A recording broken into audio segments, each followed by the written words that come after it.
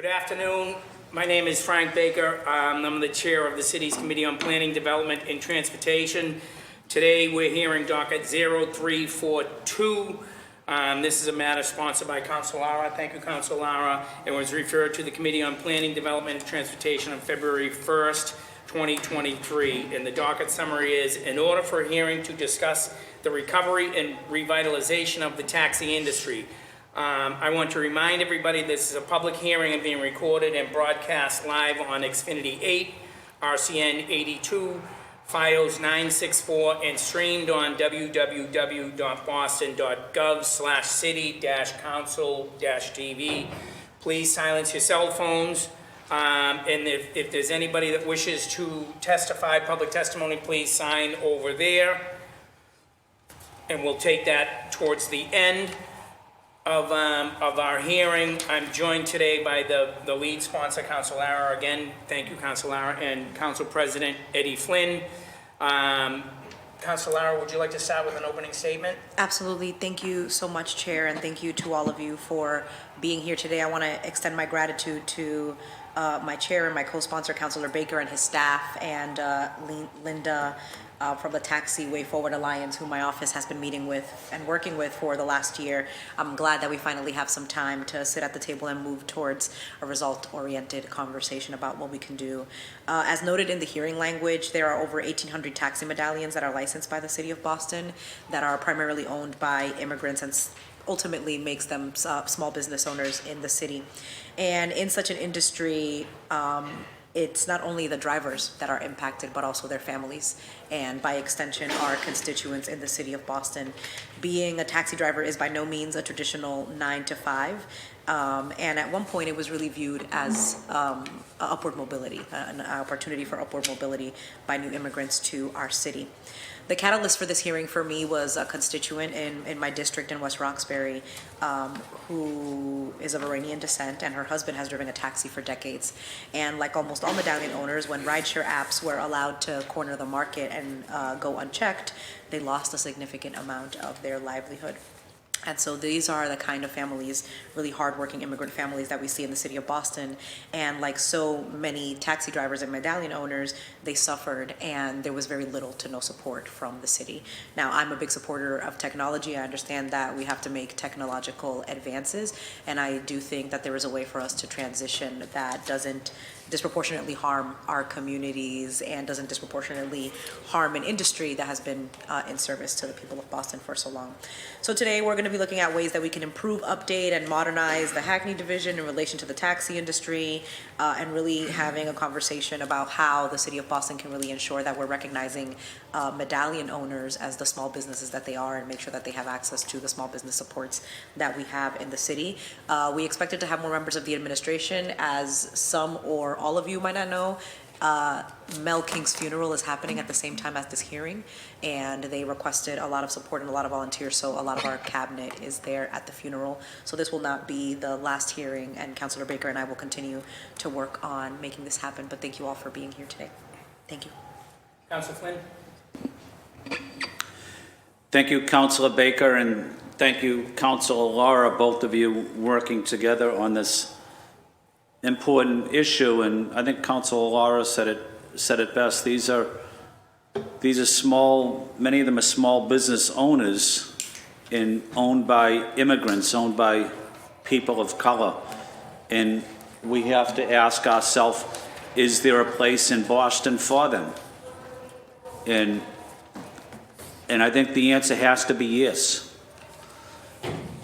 Taxi drivers were in the city during tough times in the 60s, 70s, 80s, and now it seems like they're being moved out by these ride-sharing groups.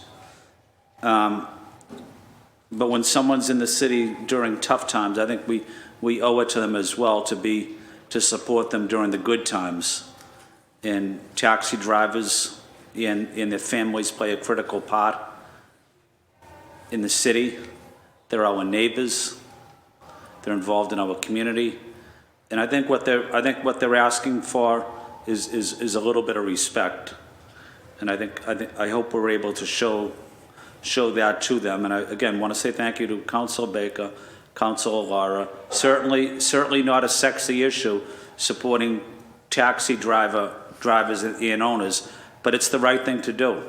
And I commend my colleagues for putting this hearing order forward. And I support them, and I'm not going to stay for the hearing. I have another event I have to go to, but whatever Council Lara and Council Baker decide, I'm on board. Thank you, Mr. Chair. Thank you, Mr. President. And I'm just going to read two letters, one from Councilor at Large, Louis Jean.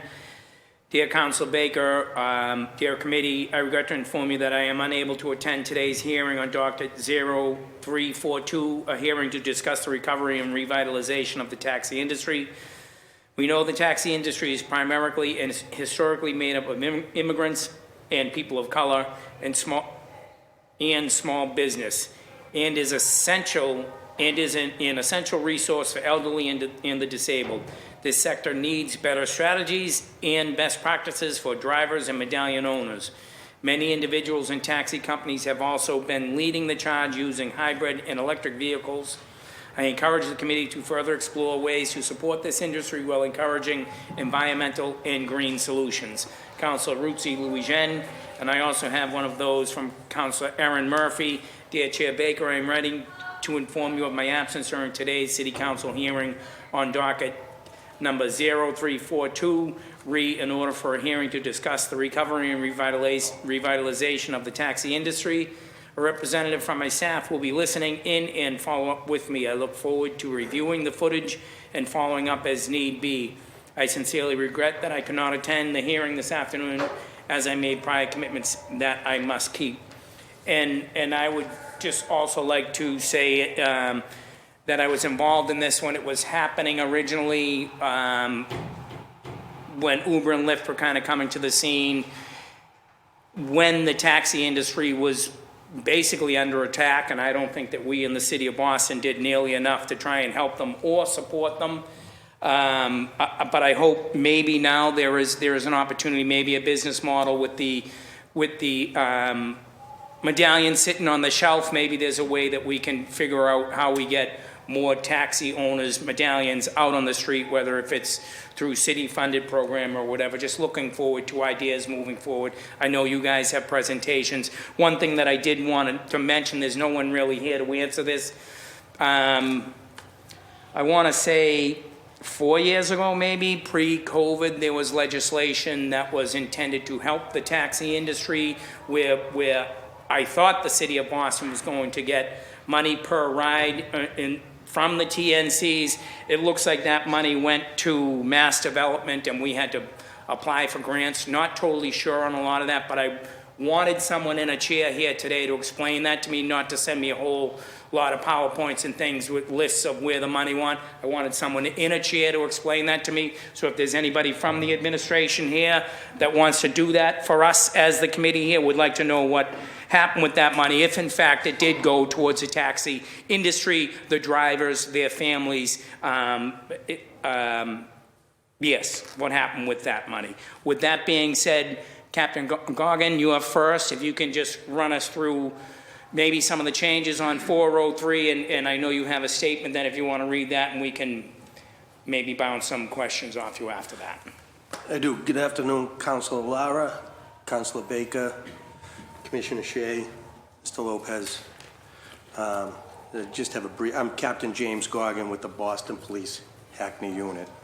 The Boston Police Commissioner has been charged with regulating the taxi industry since the acts of 1930.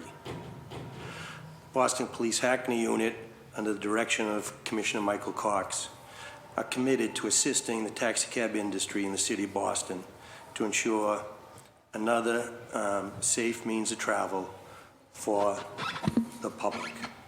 We regulate the Hackney industry with our first priority to ensure public safety. In recent years, since the onset of TNC legislation, we've found ourselves to not only be the regulators of the industry, but also advocates for the industry. We've testified on behalf of the taxi industry at City Council hearings, DPU hearings, Mass State Legislature hearings, at Massport and at the Mass DOT. The industry was once dominated by medallion owners who owned and/or managed many medallions and leased or shifted taxi cabs to willing drivers. However, as of late, the predominant number of cabs on the street are owner-operated taxi cabs, whose owners purchased them as a means of becoming a self-employed small business owner. We've made many changes to Rule 403, which were intended to maintain the safety and fairness to the public, while at the same time attempt to help the taxi cab industry stay viable. Some of the changes we have made are as follows.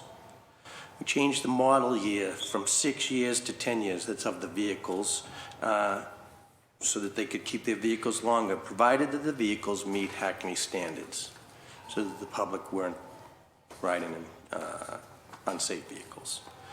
We no longer require the vehicle to be factory white. It was in the rules, we changed it, it didn't make sense, provided they're painted white to proper Hackney standards.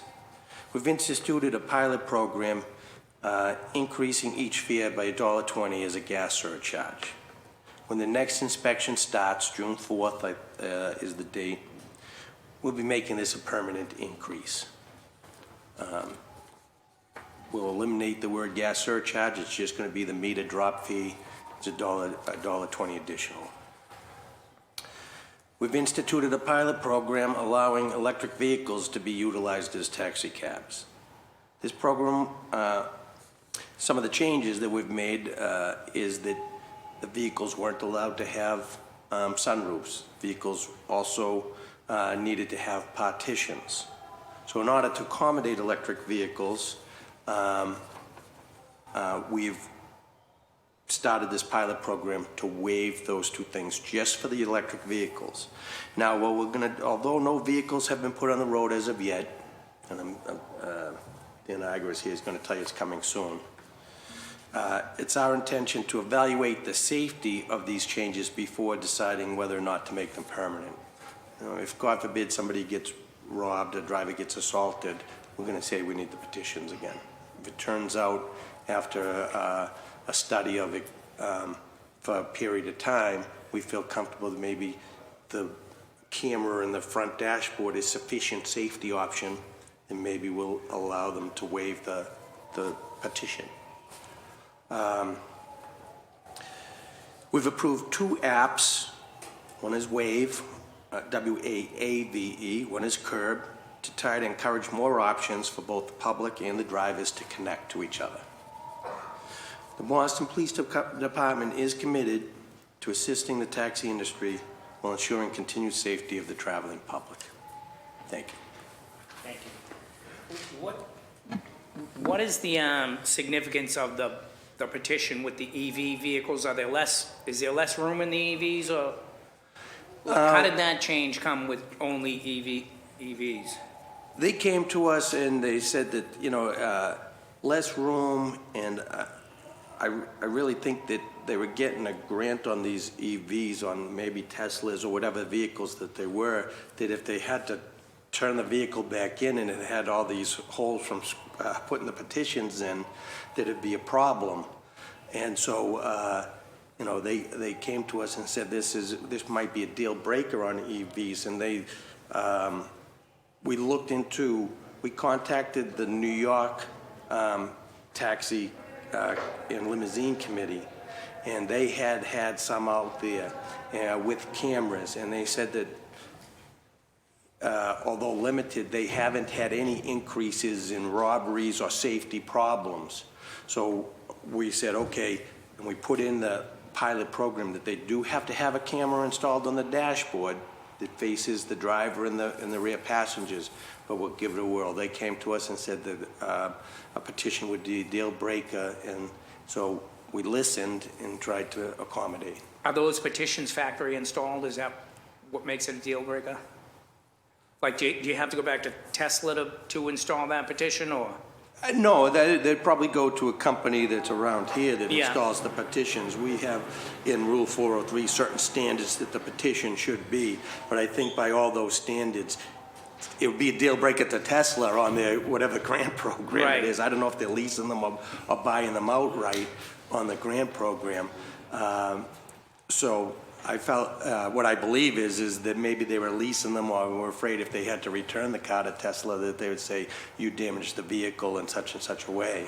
So they asked us to withdraw that, the petition need for it. So only for electric vehicles, we've agreed thus far. And if after we have electric vehicles out there for a period of time that we feel is sufficient, I mean, if the first day that they're out there, 10 vehicles go out and 10 drivers get assaulted, we're probably going to stop the program really fast. Yeah.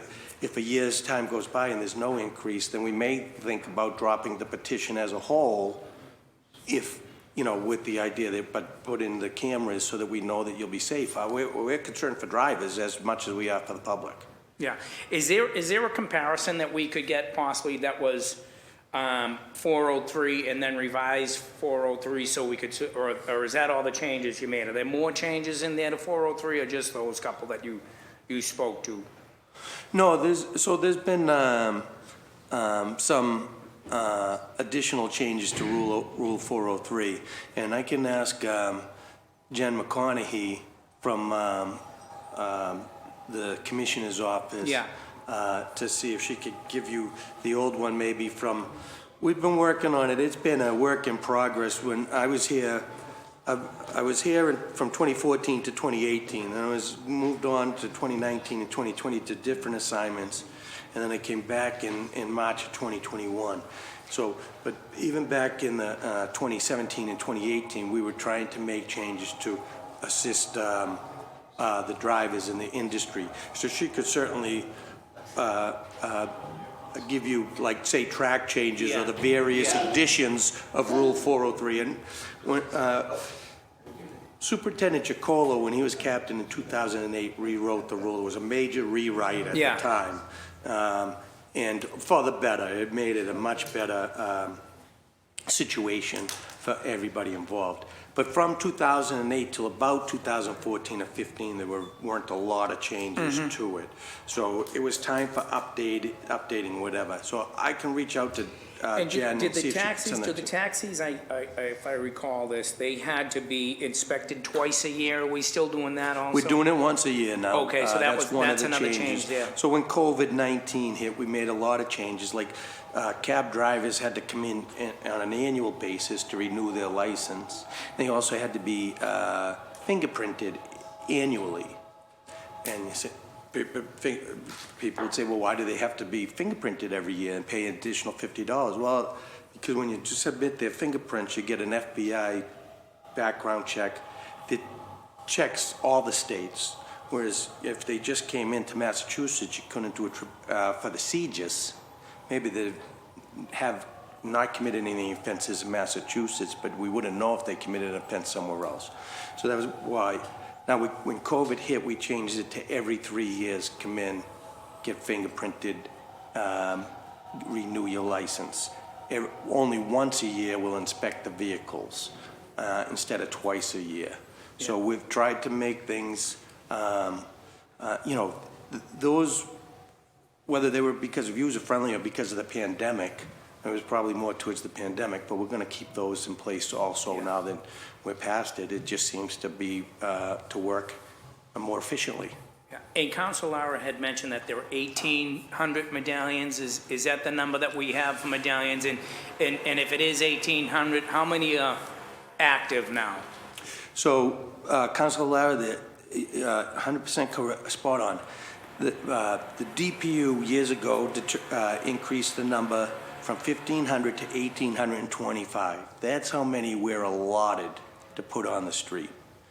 Right now, active, we have 1,090. We also have, what we'll say are active, there's 202 that the owners of the medallions did come in and renew. They just haven't put them on a vehicle, put them back on the road for whatever the reason, but they want to, continue their ownership. Now, rough math, that's about 1,300 roughly, so that means, 525 really on the bench. Owners haven't renewed them, and the Boston Police Commission and the Boston Police Department have not moved to strip them of them and to do something with them. It could be done under the rules and regulations, but we understand, between the pandemic, between how the industry has suffered with TNC legislation. Yeah. We have not. So somebody who paid an exorbitant amount for it, it didn't seem exorbitant at the time. It might be exorbitant by today's standards, might still have it and have the opportunity to sell it for, at a considerable loss, but might recover something for it. So we haven't stripped anybody of their medallion. Yeah, I know there were one of the larger operators a couple years ago had told me that she was looking to offload them for like $35,000. That's coming down from $500,000 or $600,000. What were they at their peak? At the peak, a 100,000, couple I sold. said, yeah. At the peak, a couple sold in the 700,000s. Only a couple, because then the next thing you know was the downturn. Yeah. Right now, most of them are around $22,000. Yeah, so that's a big drop. And last question, you may or may not know this, is the playing field level at the toll booth, like going over to the airport? Is an Uber paying the same as what a taxi's paying? So, in truth, I don't know.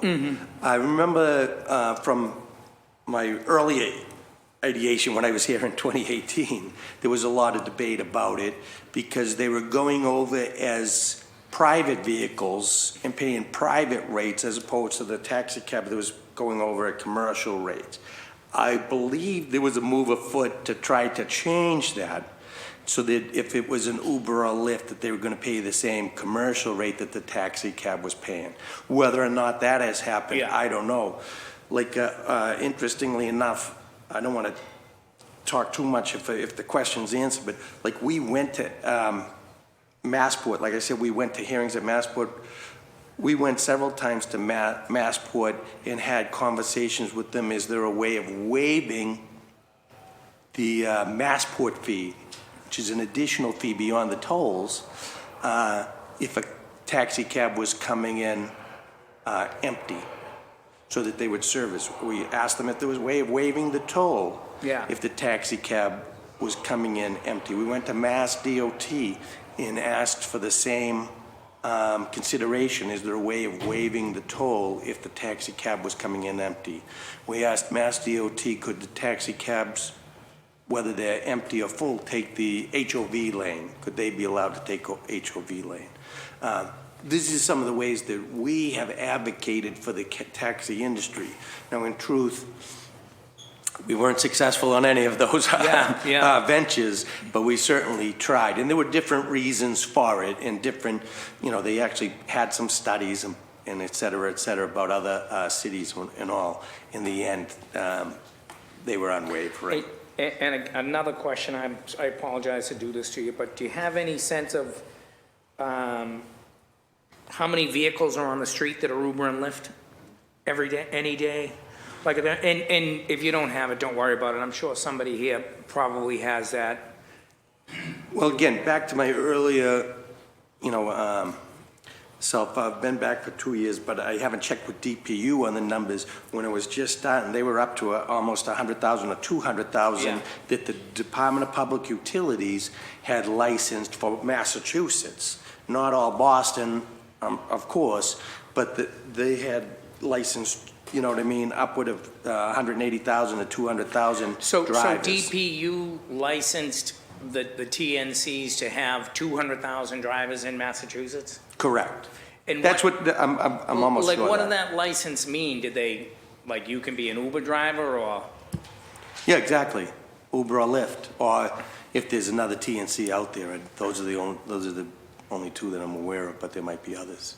Yeah. And they had to go have a background check through the DPU, and their cars are inspected on occasion, and all, and then they would be licensed. And I know that their number was upward of, 180 to 200,000 back maybe in 2018. Yeah, before COVID, I think Yes. that number was about right.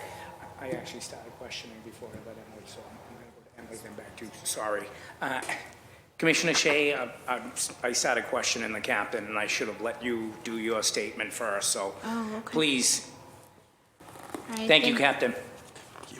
Great, thank you, Councilor Baker, Councilor Lara, and folks, Captain Gogan, folks in the room. So nice to see so many of our taxi drivers and taxi industry here, because I know you all take really good care of our older residents out there on the roads. So thank you so much for that. And thank you, councilors, for taking the time to highlight the importance of taxis in our city and for inviting us to be a part of this conversation. So I think we're here, the Age Strong Commission, which is the department that serves older residents in Boston, because we play a role along with the BPD Hackney unit and others in the city's taxi coupon program. So this program allows people over the age of 65 or younger people with disabilities to purchase discounted taxi coupons for use in taxis that are licensed by the City of Boston. Boston's taxi coupon program was actually established by the BPD commissioner via special order on December 31st, 1974. So it has almost 5 decades of service under it. And it's gone through quite a number of changes over the years. But currently, older and disabled residents of Boston can purchase up to 4 booklets of taxi coupons per month for a discount of 50%. So we had increased that to 4 booklets from 2 booklets after the pandemic, because we went for a while without selling booklets. And so we were able to kind of increase the numbers, and eventually we'll go back to selling 2 booklets per month per person. Funding for this program comes both from the taxi coupon sales and also from a $125 yearly fee that is assessed per each medallion that comes into the Hackney unit.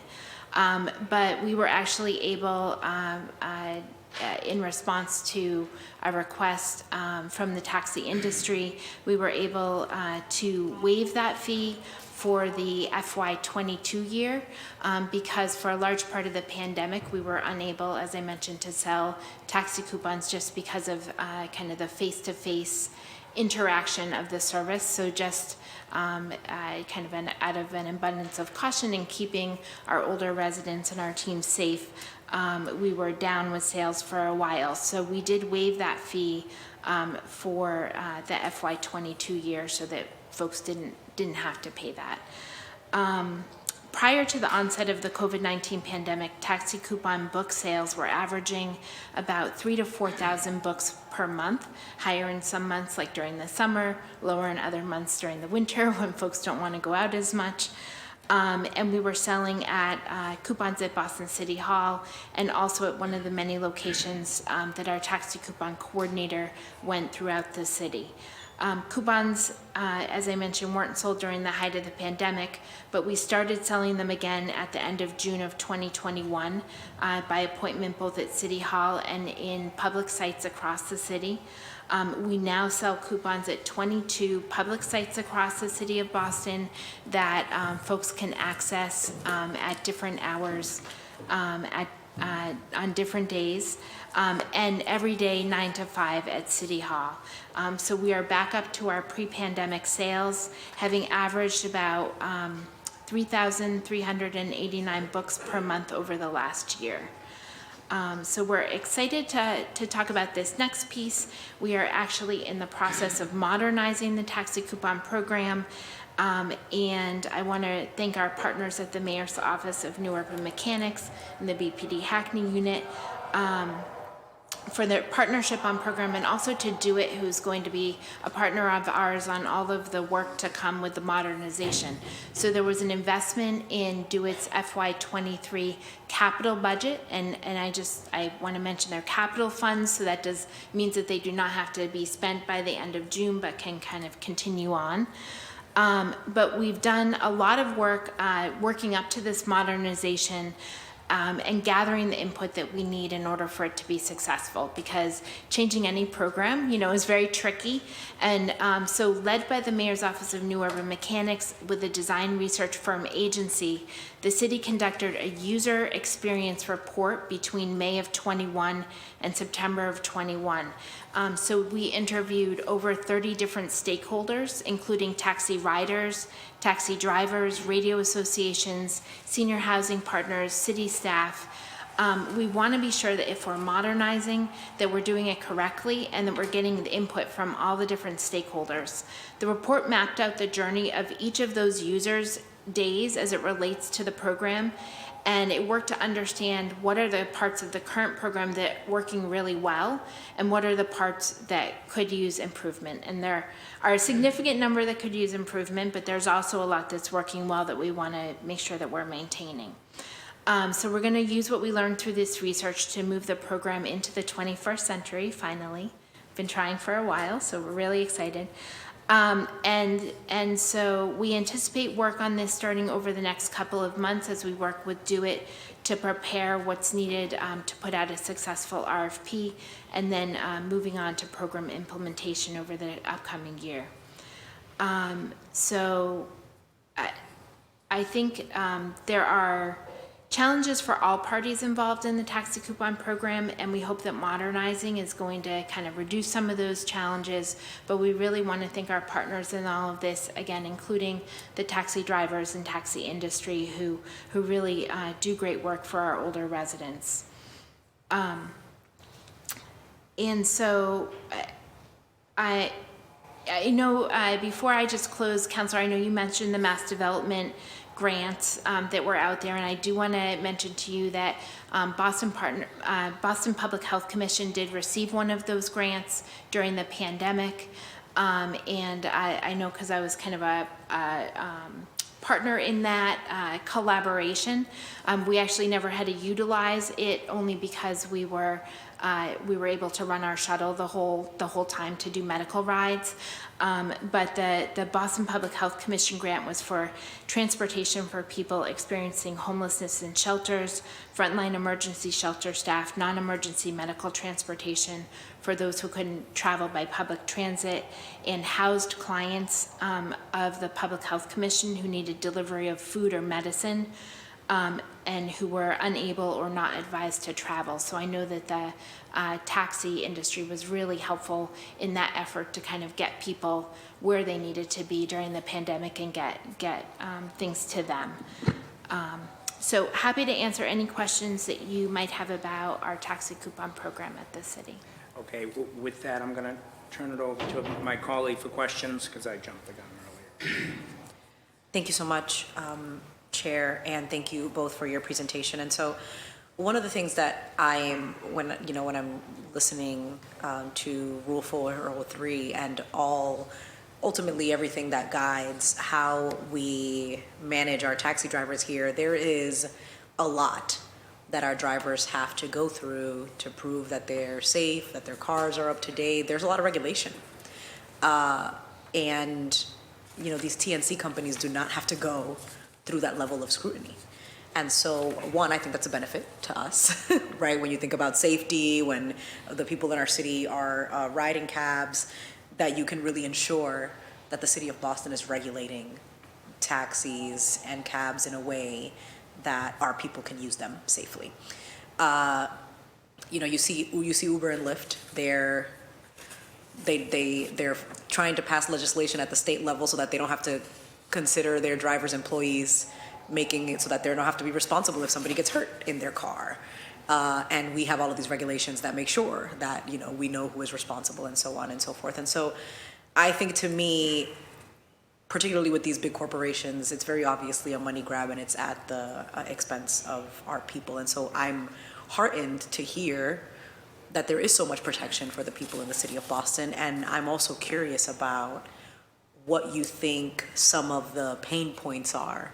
Like, what is some of the red tape that makes it difficult for people to kind of like register or become a taxi driver. I know that some, in Cambridge, we've had some modernization of the process to apply where it's online. I've tried to kind of traverse the website, and it's really difficult to find where to do it, or like what the timeline is when you put your application in. And so we are about to start budget season. And so I would like to hear from you, what are some of the challenges and where we can put resources to maybe see, like, modernize this and make it more accessible. I think one of the things that I mentioned earlier is that most taxi drivers are immigrants. And so do we have like translation that is offered on the, so I'm thinking about how to make this process more accessible. I'm supposed to push that. Yes. So, sorry about that. Councilor Larry, again, you hit it spot on. We thought that back when the TNCs were kind of guerrilla marketing themselves, that at least we were able to ensure the people of Boston, that the cab drivers that are driving them from licensed Boston cab drivers had gone through a background check, and we have certified them to be worthy, safe, and that it was, we hoped a good selling point. Take a cab, you'll be safe. And so that was important to us. Modernization, like Commissioner Shea said, is coming. We're getting into the new millennium, a little behind, but we're trying to get a lot more forms online. That's happening as we speak. As far as different languages, we do require them drivers to be proficient in the English language so that they can deal with the clients that they're serving. But so many things though, there was a time when we had a wait list for a class to get drivers into class. We'd have 25 drivers come in to a class, and they'd go through a 4-day class. Now, we might get one or two come to the front desk and say, are you having a class? And so what we do is we give them we try to make it, like, we try to help. So we'll say, here's a book with, rules, regulations, and some things that we'd like you to know as a cab driver. Go and study it, come back, take the test, get a 70 on the test, and we'll license you. The background check is coming, the fingerprints are coming, and all, and so, and I will say that, like, the background check and the fingerprints, like, a criminal record is not a deal breaker. That's never been a deal breaker, but we might look at, like, what that criminal record involves, and you know what I mean. Like, look at if somebody is a sex offender, we might not. They're probably going to be a no. Of course. But you know what I mean. We've got plenty of people who turn their lives around, and and this might be a good way for them to take control of, be their own boss, be self-employed, where they might not have maybe other opportunities. The door is not open to them, but this is, and you know what I mean. We feel like, let's take a look, you know what I mean? And so we do a background check, and our goal is to make sure that the public will be safe. But a criminal record's not a deal breaker. Yeah, and we also, I don't, and I'm not sure of this, and I don't want to speak out of turn or say anything wrong, but I don't actually know that the TNC companies are forthcoming with what their process is and kind of like what are the things that they consider when they're selecting drivers. So in 2021, there was a special order of the police commissioner that basically required that medallion owners must have a City of Boston address. Is that still true? The vehicle has to be registered to a Boston vehicle has to be registered to a Boston address, and a P.O. box will suffice. So the owner, for example, let's say that I have 4 cars. I live in the City of Boston, so the 4 cars are registered to the City of Boston, but the driver doesn't necessarily have to live here. That's correct. Okay, great. I was asking because obviously we see the cost of living in the city of Boston, right? And so if you're requiring that, I am supportive of it. I think, of course, city, make sure that there's jobs for the people who live here in the city. And also I know that it can be, if people are having a hard time, particularly taxi drivers are having a hard time, really bringing in a livable wage because, where people are just not using taxis as much, then it could be a deterrent. We make sure if somebody's buying a medallion, Yep. we make sure that they have a business entity that has a Boston address with Secretary of State William Galvin's office. But that could be, same way with the vehicle. We think many of them are post office boxes. I don't think it's actually, you know what I mean, like a building or an apartment or an office building. I think is mostly post office boxes, and that's sufficient. But if they give us an address in Newton, we say you got to get a Boston address. Of course, okay, that's helpful. So Commissioner Shea, the next question that I have is for you. Can you talk to me about the senior coupon?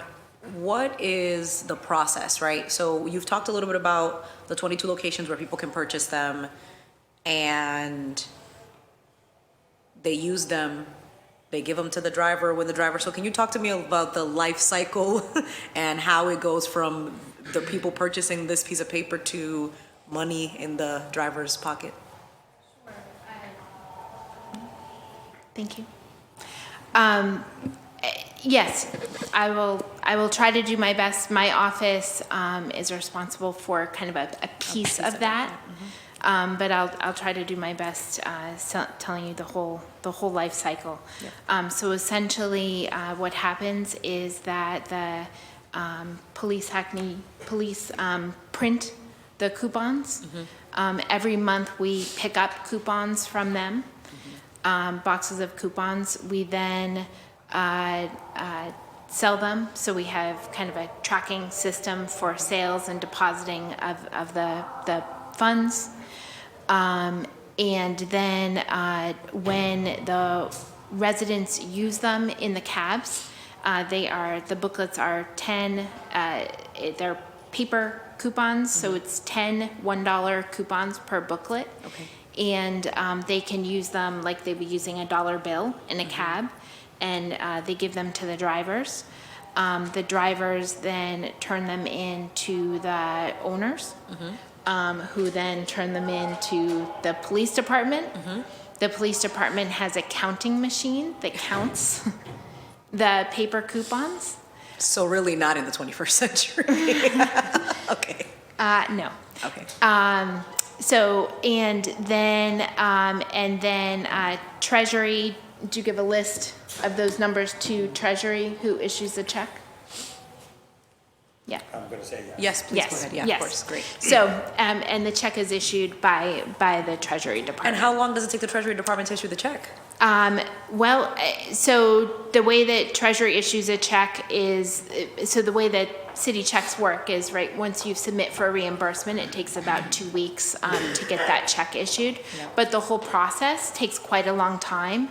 And so the reason that we want to, there's many reasons that we want to modernize, but a big piece of that is we need to make sure that when people are driving folks, that they're getting that money in their pocket as quickly as possible. And so we need to create a system.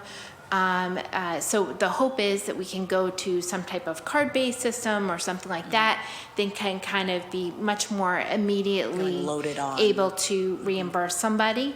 I think on the, I think about the older adult side of that a lot, right? So a lot of people can kind of load money on a card online or something like that, but there are also people that still need kind of that in-person exchange. Maybe they can't go online, and so we need to work through that end of things, kind of that user end, older adult end, but also the whole process piece, so that we're both reducing the areas that there could be error, and also making that financial exchange much quicker for the people that are doing the service. Great, thank you so much. And so, can you tell me what the funding mechanism is for? Where does that money come from?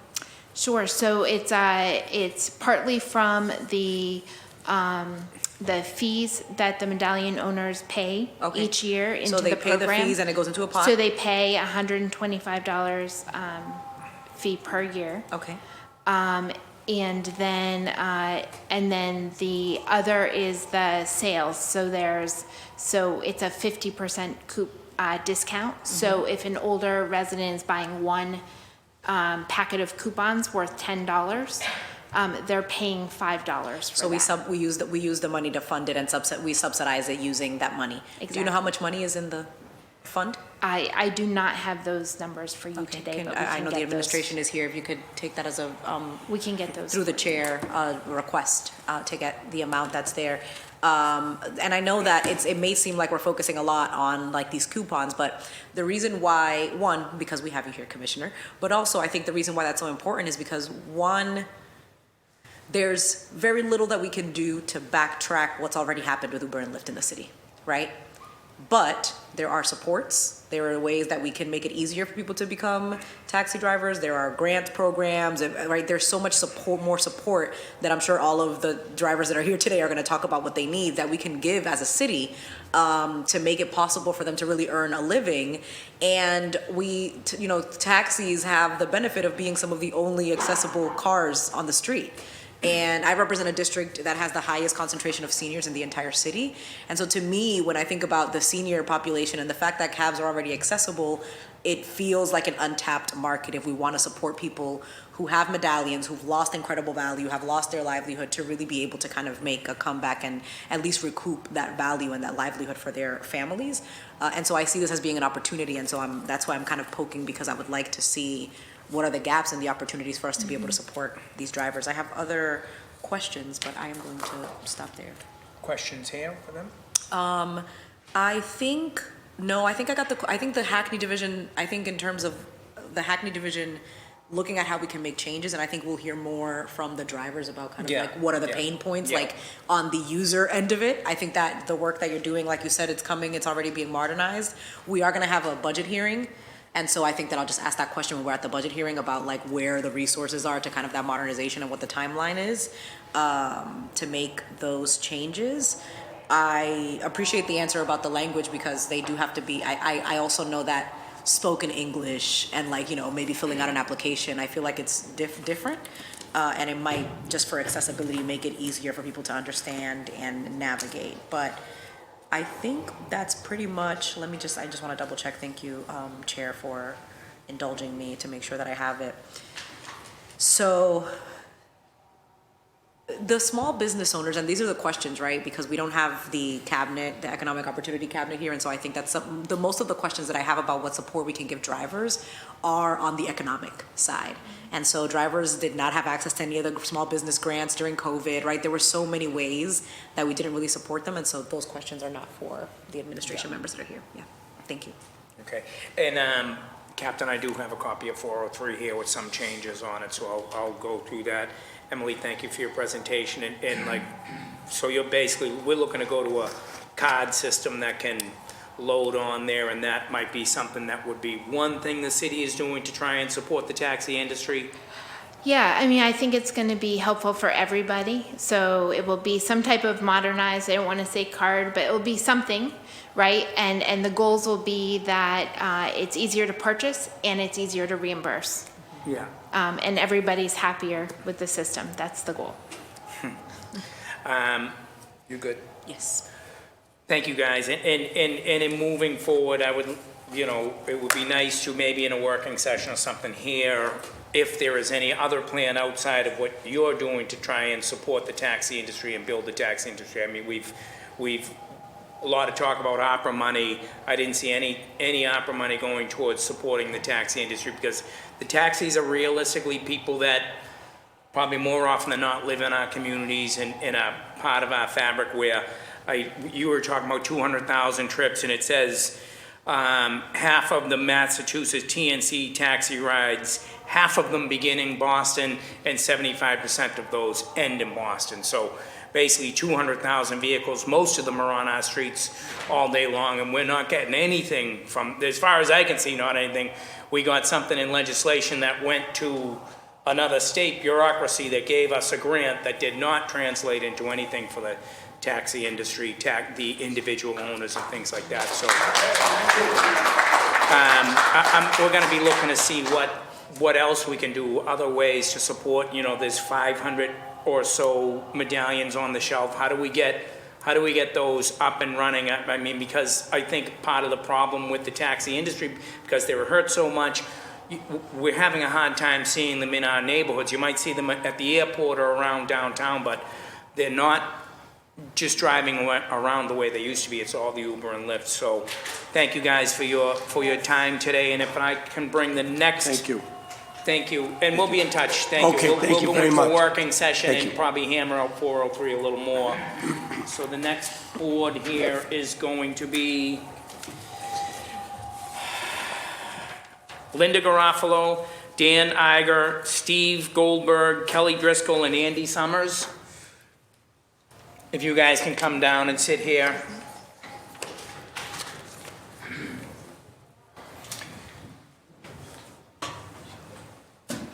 Thank you, Captain. Thank you very much. Thank you so much, Captain. Yep.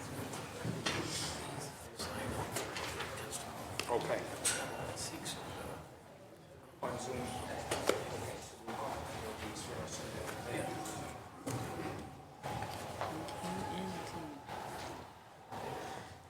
Thank you all for being here. Yep, just take a seat right here.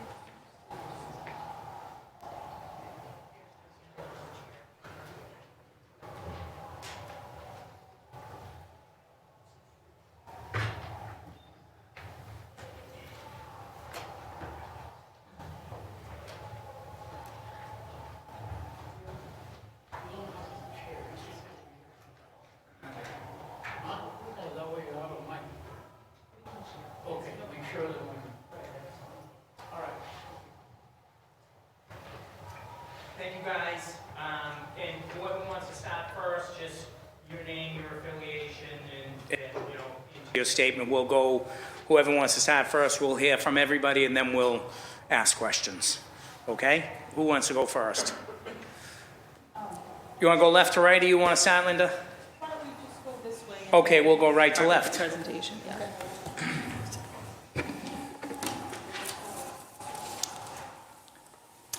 Thank you, folks, for scheduling this hearing. It's been a little while, and my name's Steve Goldberg, and I've been a driver and a medallion owner for many, many, many years, and I've got caught, like many of the guys in this room, in the collapse of the industry.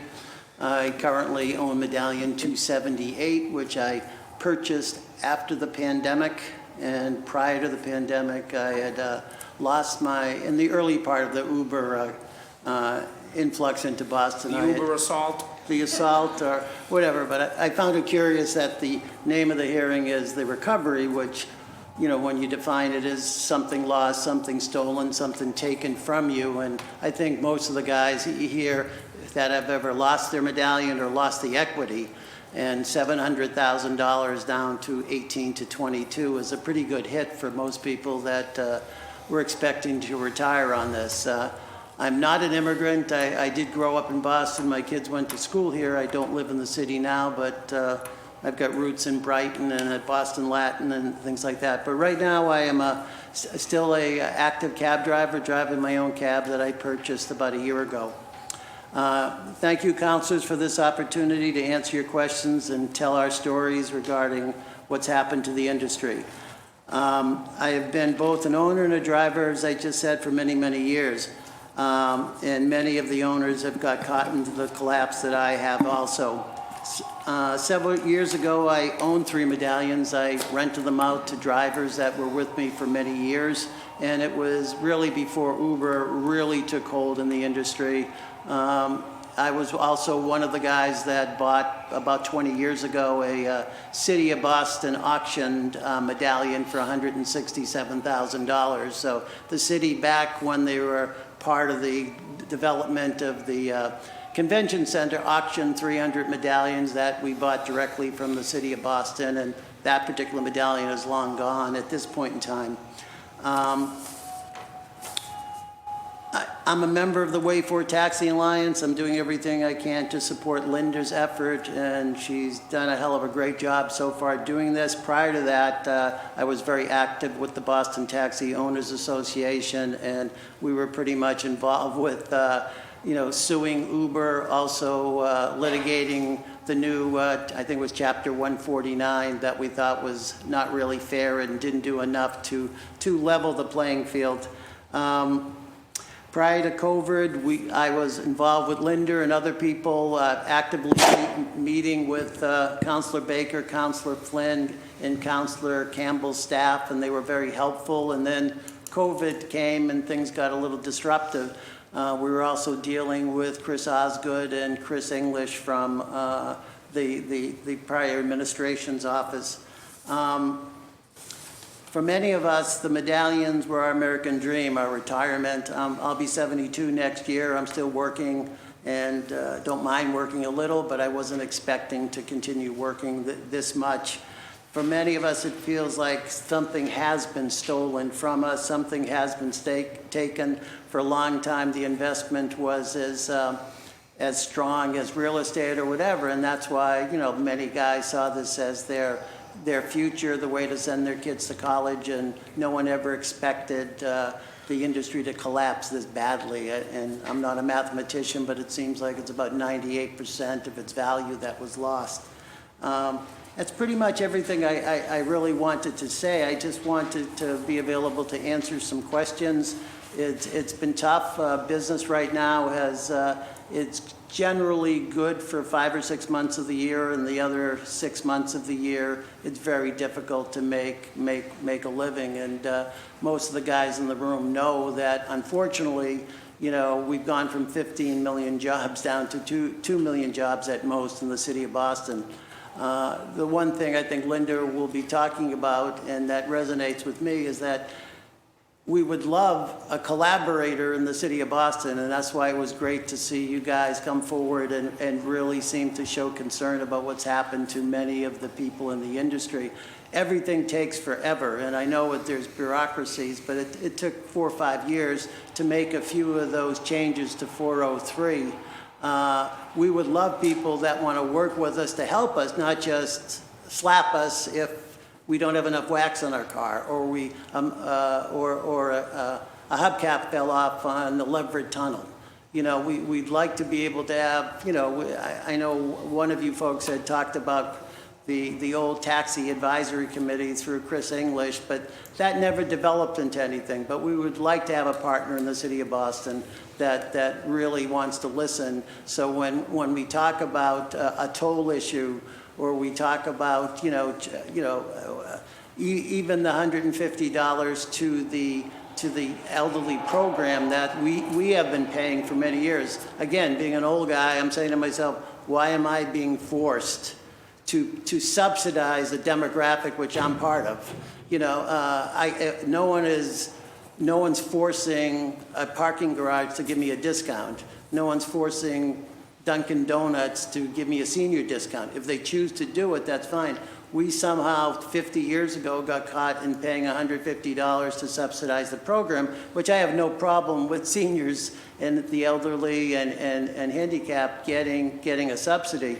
It's just, why are we paying it? So to me, the conversation needs to happen with a collaborative group of city people that would listen to an argument saying maybe somebody else should pay for it. And it's a small issue, but it's a symbolic issue. Just like as Councilor Baker I know knows, he's heard cab drivers complain about the toll issue to Logan Airport when we're going there empty. It'd be nice to be able to have a partner that can listen to us and doesn't just say no and doesn't just slap our wrist and make it even more difficult to function as a business.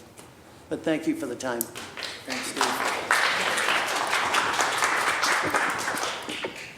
Hi, I'm Linda Garofalo, and I'm honored to be invited to be part of this panel today to discuss the recovery and revitalization of the Boston taxi industry. Dan and I created Way Forward Taxi Alliance back in February 2021. We have a presentation that we'll work through later.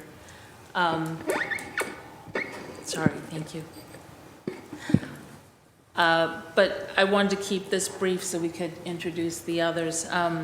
I came to the taxi industry through my dad. He started driving a taxi in the late 60s. He's been involved in the industry ever since then in different ways. When the industry collapsed, I came in to help him because, you know, he's older now, and I just saw the need to help this industry. There is a lot that can be improved. I think the competition with Uber and Lyft, how that came about is sad, and I'm happy that we're here today. It's never too late, and I'm hoping that we can make some changes. So, thank you. Thank you, Linda. Hello, Daniel Eiger. I'm, like Linda said, co-founder of the Wave for Taxi Alliance, but also the CEO and founder of the Wave Technology Company. This is working on finding tech solutions to upgrade the tax industry. So how I ended in Boston, so when the pandemic Have we hit... met before? Did we? We did. Yeah, we have. Okay. So how did I Sorry end about in, that. So how did I end in Boston? So when the pandemic hit, nobody wanted to transport COVID positive. The city of Boston reached out to us and said, hey, could you help us? And we said, yes. I had no idea what it means, but I found a bunch of taxi drivers who said, yes, let's do it. We are bored sitting at home. So we were running all the transportation back in the days for the Public Health Commission and all those homeless shelters, transporting people 24 hours back and forward. It was very successful, but it also shows us there's more need in Boston, and this was then also one of the reasons I said there must be something like an umbrella to bring back together this taxi industry, and this was then the Way for Taxi Alliance. And then we also saw that there must be more. I mean, this is not enough. We came in with an app. It was just not enough, and we said, hey, we need to reinvent how to operate taxis. And this was happening now, and we are very successful. We received a grant just recently from MassCC, and very soon we will have the first 10 Teslas on the road with brand new technology, literally reinventing this industry. So hopefully everything works out, and yeah, and soon you will see brand new cars on the road here in Boston. Thank you. Hi, my name is Kelly Driscoll. I'm from Independent Taxi Operators Association. I've been with the company for 13 years. So I kind of went through when Uber and Lyft came in, and I saw, you know, after the pandemic, a lot of the drivers wind up going bankruptcy and losing their medallions, and their whole livelihood was taken away from them. We worked through the pandemic with several drivers that continued on the roads, but a lot of the drivers didn't come to work during the pandemic, and they never came back after that. I'm not quite sure where they ended up, if they're driving for somebody else, another company, or, but they didn't come back with us. And this is the first time that I have the opportunity to actually be involved in helping our company to try to be more involved in what's happening. And I look forward to doing that. So thank you for this. Thank you, Kelly. Hello, good afternoon. My name is Andy Summers, and I basically grew up in the taxi industry. My father started USA Taxi 45 years ago. I'm 45, so I've born and bred through Born in it. a taxi? Yeah, basically. My father owns a garage and a body shop at the same time, so I grew up from 5 years old until I went to college, kind of working there part-time, on and off. Went to college, got a nice college job afterwards. Then I saw the taxi industry as a way of having a good future. Quit my nice, comfy state job and started working there part-time, then full-time, thinking that there was a good future for. Then encountering the Uber and Lyft and seeing how Uber just walked into the city and said, we're here, we set up shop, try and stop us. And it looked like the city just said, okay, we're gonna stare at you and see what you do. And seeing that the medallion prices have gone so far down from where they originally, I personally bought a few in the 500,000 range. I currently have one of them. The other one I just kind of just let it go. Currently we run 42 medallions that we own. We're only running about 30. I got about 5 of them sitting at my garage now because I don't even have drivers for them. The average length of my drivers probably about 28 years that they've been with us. We just recently lost a driver was close to 40 years that he was with us. He just recently passed away. But so it's just tough seeing the industry going from the peak of it, well, from when I was young to the peak, and just watching it crumble as it is. I think the biggest downfall right now is the drivers shortage. Drivers now, I believe, are getting older and older. Back when I was younger, people were coming into this country at 20, 25 years old going, hey, I'm going to start driving a cab, then eventually buy one. And I don't see that happening anymore. I used to get stacks and stacks of applications, people to drive. I get maybe one a month, if that. And even then, it's funny because I get a regular basis of Uber drivers coming and saying, can I drive a cab? I go, well, you have to go to Hackney School. What's that? I have no idea what that is. I didn't know you needed that. So that's the tough thing. But my biggest thing is I hope this council, we move forward helping each other. And my biggest thing right now is that the city needs taxis, just from the price point of view, because if the taxis were not here, Uber and Lyft could charge whatever they want. We are keeping their prices low because we are so regulated of what we can charge, how much we can charge, per miles, per foot, per time that they are sitting there.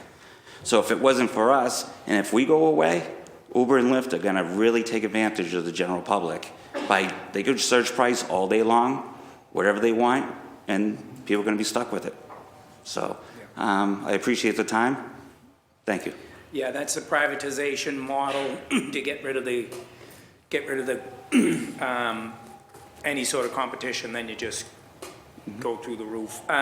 So maybe it's to you, Andy. What can you say? Oh, do you guys want to do your presentation, then we'll do questions? Yeah, do you want to? Can we do 2 minutes of questions? You do 2 minutes, and then we're going to, just because I have some, so like, what is the taxi industry, what is the benefit for driving a taxi as opposed to Uber and Lyft? I mean, I think it seems like it's better money, but what else, other than the Hackney School, like you need to do Hackney School to get in behind a taxi? Correct, yeah, the captain Yeah. has specified that you need your license. And how much does that cost? Is it for the get your license? Yeah, to be Is able it to drive a taxi. 75? Yeah. I'm not really sure. Okay, so, but so what does the taxi industry have that's better than Uber and Lyft for that individual driver? Basically, the owner's required for the maintenance and repair. Like for us, if something goes wrong with the taxis, we're responsible for it. We are covering all the excise tax, motor vehicle tax, sales tax, renewal fees as an owner. This Yeah. is a point of view as an owner. They're not required for those. So one thing is surety. I know if I'm going in to drive for a Saturday night shift, I know what I'm gonna come out of on a Saturday night. You might not necessarily know that with all the surge pricing and everything else with Uber and Lyft. You know, if you make a deal with you, okay, I'll make X amount of dollars, Possibly. possibly, okay. And can we talk, before we get into this, can we talk about where are we on apps? I know someone had mentioned something about apps. Are we working on any taxi apps, government apps, or anything like that? Or how do we get people in taxis? Maybe quick to the, I think in Boston, what happened after the pandemic, the model changed. So it really went from a fleet model to owner driver operate models. I think over 80% meanwhile of those drivers are small business owners. So you have to see now you have a bunch of little small businesses driving around where this is where they make their livelihood. So I think this is very interesting to see this switch. So drivers still trust into this model because now they invest and bought those medallions. Even they are like affordable for around $20,000. But I think it's a sign, you know, seeing that you have so many immigrants coming still here and investing in this tax medallion, like believing in it. And I think this is a very strong message also. But how am I gonna get a taxi out here tonight if I want to? So now we have, of course, now we have to do our homework. Because you're not dispatching are we dispatching anymore? But there Still are now, dispatching. but there are now those base problems. I think the biggest problem is the reputation. A taxi is something old and dusty. Younger people, they don't use taxis. They push a button and request an Uber and Lyft. So besides fixing I always say it's the base, fixing the reputation. So this is in my opinion, of course, provide technology that it's way cooler, but also change maybe the look and also what kind of car picks you up. For example, focusing on those electrification. This is, I think if a Tesla comes here as a taxi, even the hardcore Uber driver would say, whoa, what's that? Yeah. Here's a 10-year-old little Camry and here's is a Tesla. Should I maybe try this product?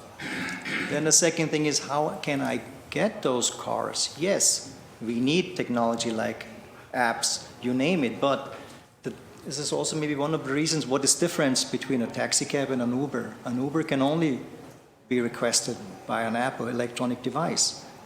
A taxi can also be hailed on the street, on an airport, on an event, you just hop in and drive. So I think those are the main differences with those two models.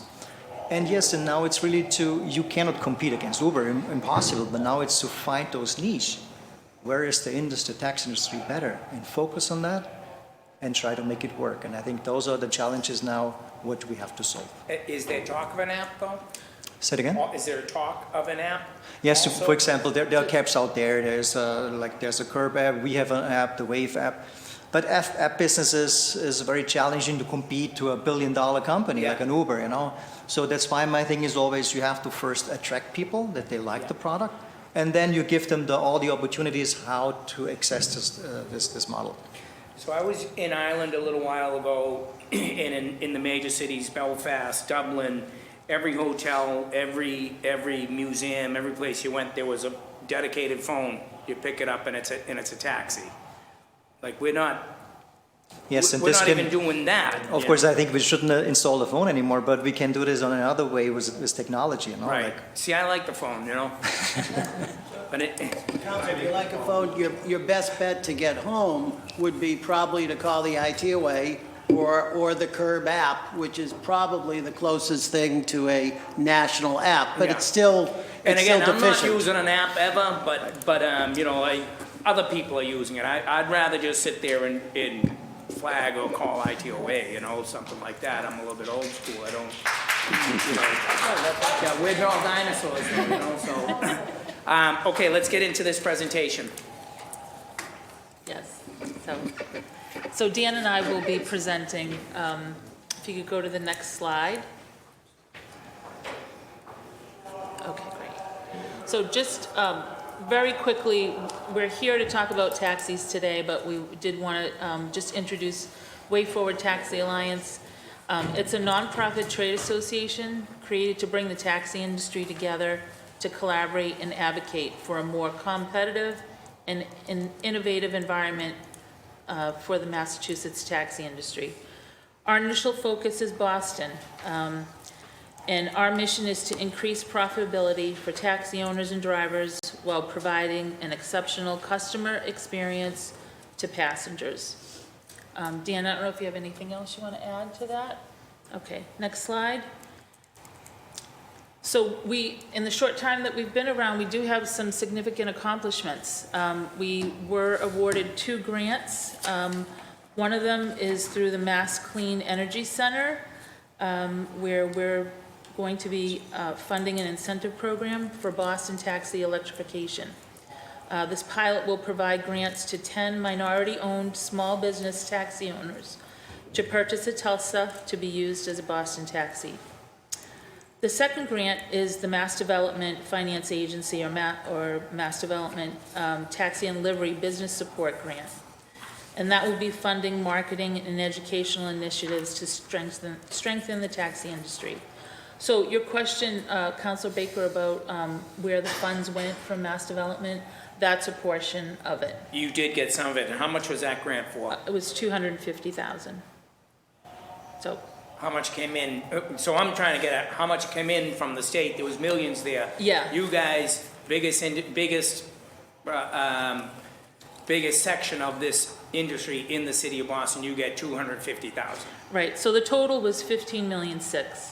Okay. That was collected for this fund. And you got 250,000? Yes. Yeah, our association did. There were other grants that were provided to small business owners. Also, there was a taxi livery partnership grant program where there were rides that were Do you have a funded. breakdown of that? I do, I can send Can you this send it to you. my, Sure. to the committee actually, Yep, to Juan or to sure. me, and we'll share it? Yep. But I think as it was said, the last year was 2021, so that is no longer being collected, that fee.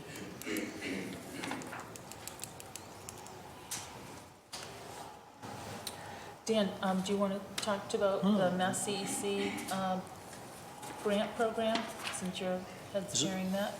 I think the Mass CC grant program was mainly to provide grants to drivers to invest in electrifications and electric cars. Right now, we work with Tesla. Is of course not the only brand, but right now Tesla is still the brand with the biggest biggest marketing message for electrification. Soon, I think many others are coming. But right now, this is the start. So there will be 10 Teslas running a pilot program for 2 years here in Boston, equipped with new technology. And this will be also then not just cars driving around. They will collect a lot of data, what we then submit to Mass CEC. And hopefully, there will be then a round 2 with more funds to have, of course, way more cars on the road. Yeah. So this is a little rough about this whole program. Okay, next slide. So today the focus is Boston Taxis, so we're going to just review some stats. Boston Taxis provide safe and efficient transportation based on metered fares set by the City of Boston. 80% of the taxi medallions on the road are small business owner-operators. Unfortunately, as of the end of 2022, 40% of Boston medallions were off the road. These medallions represent small business owners that either can't afford to purchase vehicles or can't find drivers that want to drive a taxi. These off-the-road medallions also include medallions that have been foreclosed on by lenders. So I don't know if that number has changed since the end of the year, but it's pretty significant. Do you have anything you want to add? No? Okay. Next slide. So this slide just summarized the impacts of TNC's Uber and Lyft on the Boston taxi industry. As you can see, in 2013, at the height of the market, Boston taxis provided 15 million trips, down to 2022, where there were 2 million. The value, Boston taxi medallion values, as Captain Goggins said, in 2013 or 14, there were some sales in 700,000, and they're running about 20,000 today. So pretty dramatic decreases on both sides.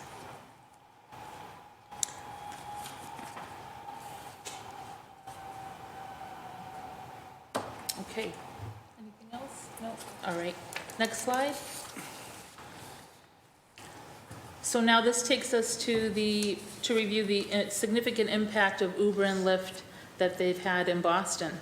Boston TNC rides in 2017 were 2.5 times higher than Boston taxi rides in 2013. These rides continued to increase year over year, ending 2019 in 45 million rides. During 20 and 2021, Boston TNC rides declined due to the pandemic. 2022 ride data has not been published. But it's important to note that since 2017, 75% of Boston TNC rides begin and end in Boston. These rides are being provided by the same TNC vehicles that spend the day driving around Boston waiting for ride requests. And it's clear from this data that Boston TNC rides not only have negatively impacted the use of Boston taxis, but also have decreased the use of the MBTA trains, buses, bikes, and people walking. So it's pretty significant. So next slide. So we have some next steps that we'd like to talk about. I don't want to insinuate that we have all the answers. As Steve had mentioned, I think the most important step going forward is just to be able to collaborate and figure out how, as a team, we can make the industry better. You know, our mission for Boston Taxi Revitalization includes attracting new passengers, improve the image and change the narrative of Boston taxis, increase driver income, attract new owners and drivers, reduce operational costs, and increase utilization.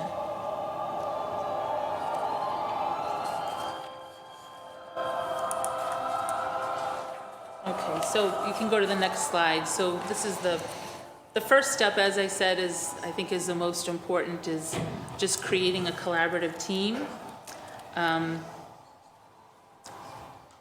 It's going to be crucial in implementing innovation and improvements. A few areas of focus may include future amendments to Rule 403, effective and timely communications on changes to Rule 403, online driver training, and all of these things together hopefully will be key in attracting new passengers and drivers to the taxi industry.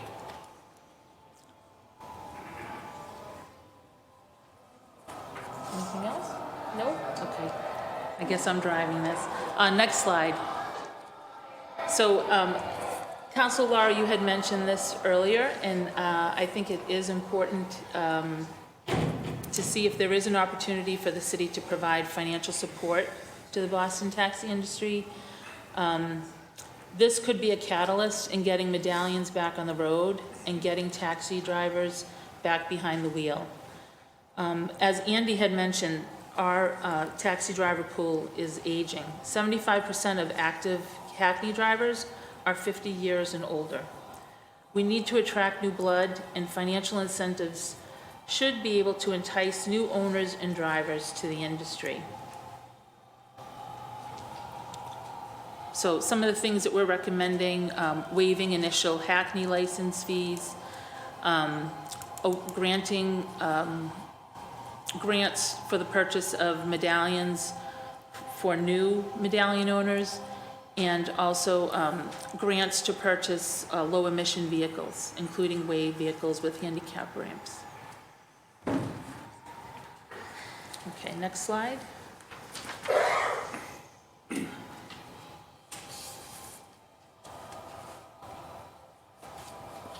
Okay, so Captain Goggin actually mentioned this earlier. I think it's crucial at this point, and I'm glad to hear that there is going to be some effort in upgrading the licensing and renewal process. Current Hackney license and renewal process is a manual paper process. Probably hasn't changed in the last 20 or 30 years.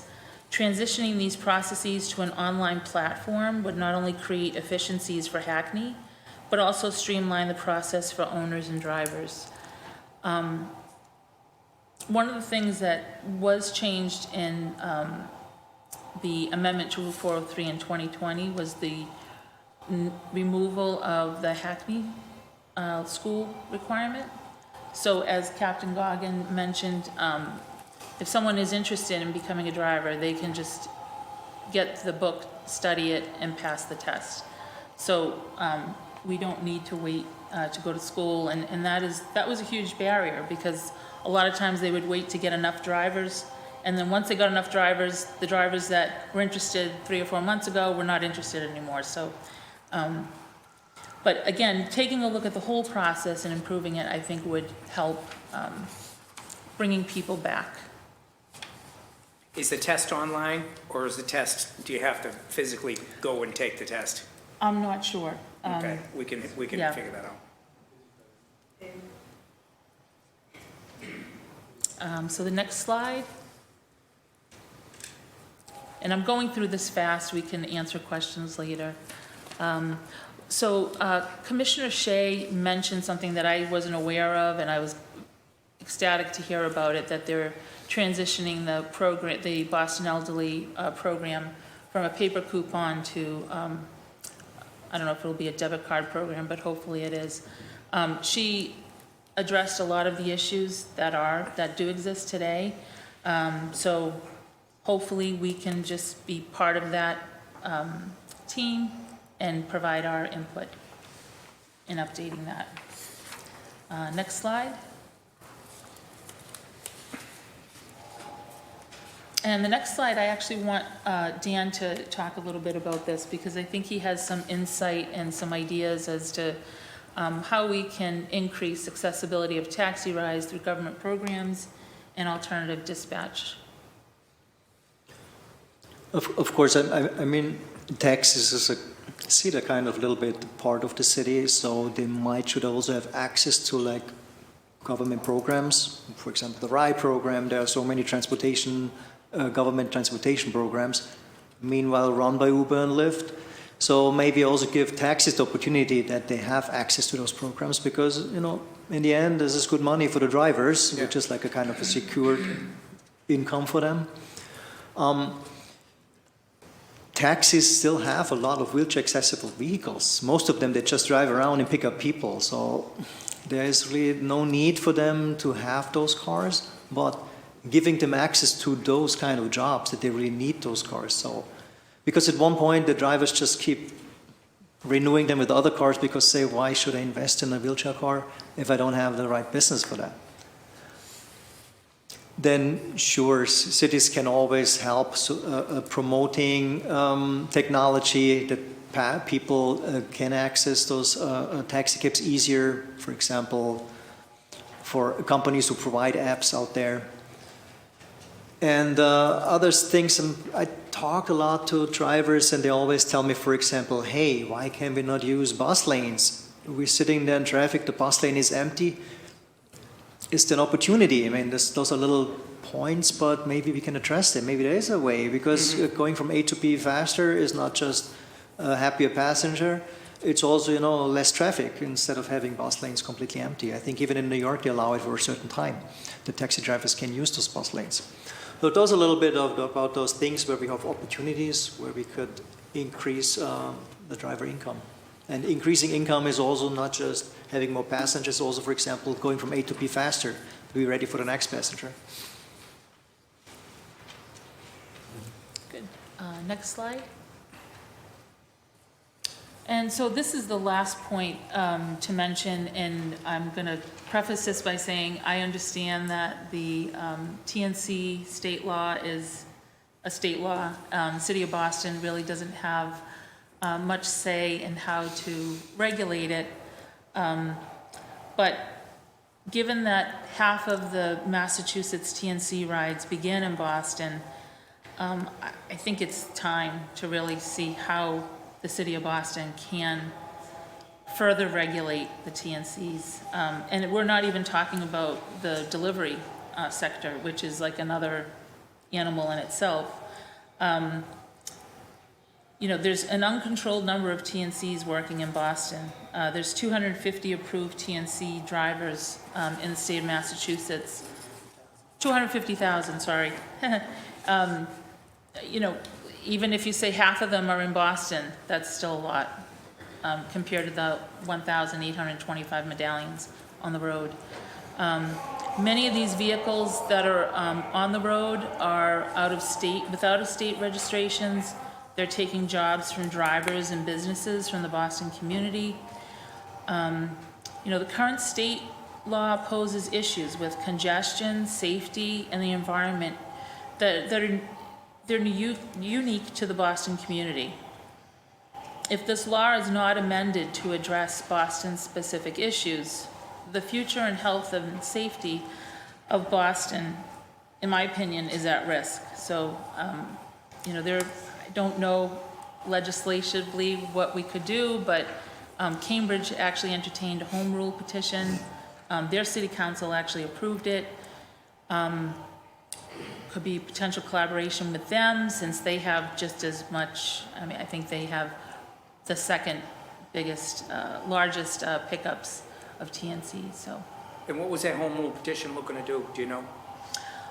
So Was it to leverage money per ride again, or was it to limit them certain no, places? it was to limit the type of vehicles that were going to be working in Cambridge, and I'd have to dust that off because it was Yeah. in 2019.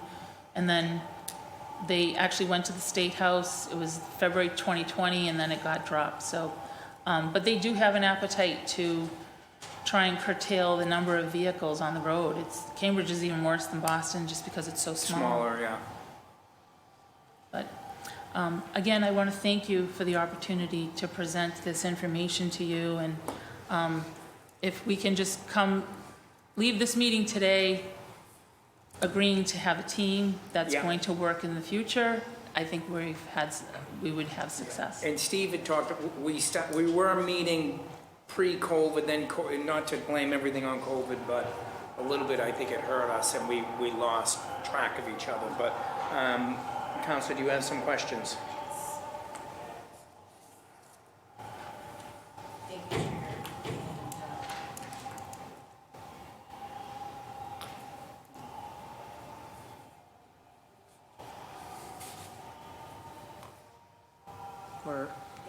And thank you all for your presentation. So I see this issue as being twofold, in the sense that I know that a lot of the advocacy that's happening here, at least on the panel, is about revitalizing, making sure that people can increase income, that not only the drivers that we have now can thrive and really see to fruition the dream, the retirement, or just ultimately making a living with their medallion, but also to increase the amount of drivers, right? So to kind of think about how do we make driving a taxi something that other people, younger folks, people, who may be, how do we replace the transitioning drivers at the same time? I think that there's a third prong there, that there are some people who are in the hole, who are maybe going bankrupt and so on and so that maybe do not want to keep driving. And I do think that there needs to be some sort of support, whether it be by grants or the city, like we bail out everybody.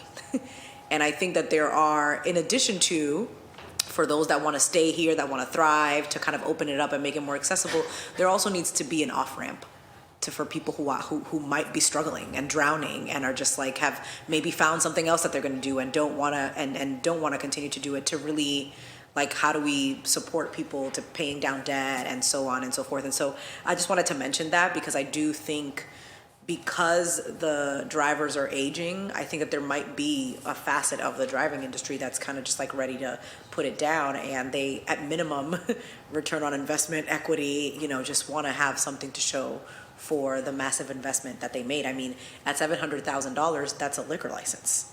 And people, they keep them, they sell them, they make a profit. They built, like, it was meant to be the same thing. And what we've seen is just, it's unconscionable what we've allowed to happen with the TNC companies really in the city. So I have questions. One is, I want to talk about the next steps, ultimately. I think that all the information that you gave us, we've been talking about for a really long time, but I want to talk about the next steps that you've outlined here. You've talked about how to improve the taxi's reputation. So I got that. Can you talk a little bit more? I think increasing the driver income is really important, because I think that, like Councilor Baker was saying, he's like, I'm not going to use an app. And there are a lot of people who are not going to use an app. And when you talk about these government contracts, I'm thinking hospital contracts, right? So how do we create like a public-private partnership? You see a lot of drivers there, but how do we make it something that is systemic, where it's like, you have vans, or you can pick up people in wheelchairs, there's no reason why we shouldn't. And so if Uber and Lyft is going to dominate kind of like this kind of use of transportation, there are other places where taxis are better. And so what we need to do is tap into those places where taxis actually work better, because that's the base. That's the new customer base, right? In 2023, the world has changed. We have Uber and Lyft. There is a base for using taxi drivers and those government contracts and hospital contracts and so on and so forth. I think that those are really creative ways that we can basically create a user base for that. Can you talk to me a little bit about how you imagine us being able to reduce operational costs? I think for operational costs, of course, you have to reduce the general costs. This can be fuel costs. This can be insurance costs. This can be costs going from A to B through A toll, for example. For example, if you drive an EV in New York, there is no toll. Yeah. Or what I see also here is taxis pay a higher toll because it's commercial and not regular. For example, in New York, they don't have that, even for taxis. I mean, those are the little things. If there is a transition to EV, provide free charging, for example, install a charging infrastructure and provide free charging. I mean, this helps a lot. I mean, all those little things together, this is the package, the small business which can operate it with lower costs. Yeah. And then ways how to find more people using this product. And I always say, you have to listen to the voice of the person who pays for it, and this is the passenger. Yeah. Nobody else pays for the ride, the passenger, so I have to do what the passenger wants. So, and this is exactly what we need to do, figuring out what does the passenger want and give them also access. Right now, there are all those taxi drivers, most of them, they're just in a one little area, and it's called the airport right now. This is the last little holdout they have. Besides the little, like the radio station and the neighborhoods, but the majority sits on the airport. Yeah. And now needs to be find solution. How can they, first of all, not sitting on the airport 3 hours, spread out and find other ways how to pick them up. And even if it sounds old school, street health is still a thing in New York. When I talk to all the drivers, they say, hey, Boston was a street health business, but it's totally disappeared. Yeah. So those are, I think, the little things where the niches where I have to focus, because I always say you cannot, an app is not, it doesn't solve the problem, because, you know, it's you fight against the billions, $50 billion companies. You don't just say, hey, I launch an app. Who has hundreds of millions for all the marketing, you know? So you have to really focus on the niches, and this, I think, this is the main thing to bring business back. If you can generate more business, more drivers will come and will join this party, you know? So first of all, you have to increase the business to try to make more money, and then new drivers will come in. I think this is a normal thing right now. Who wants to drive cabs if you just can make a living, you know? No, of Barely course. make a living. And I'm really interested in the bus lanes. I think that that's also a really creative solution. I know that for taxi drivers specifically, the time between rides is precious. This is And so just like being able to speed up and really kind of like get them to where they're going, but also get people to where they're trying to go. Faster, It exactly. incentivizes that if you're going to get an Uber and Lyft, you're going to be stuck in traffic. But if you take a cab, you can go HOV, you can go bus lane, and it kind of incentivizes people to try to really invest in that. I love this crowd. So great. So I'm really interested in that. I think that that's a good way to kind of move more customers there. I want to say something because I don't want to ignore what I'm sure people watching and what I've heard from a lot of people in terms of there was one about the improve the reputation.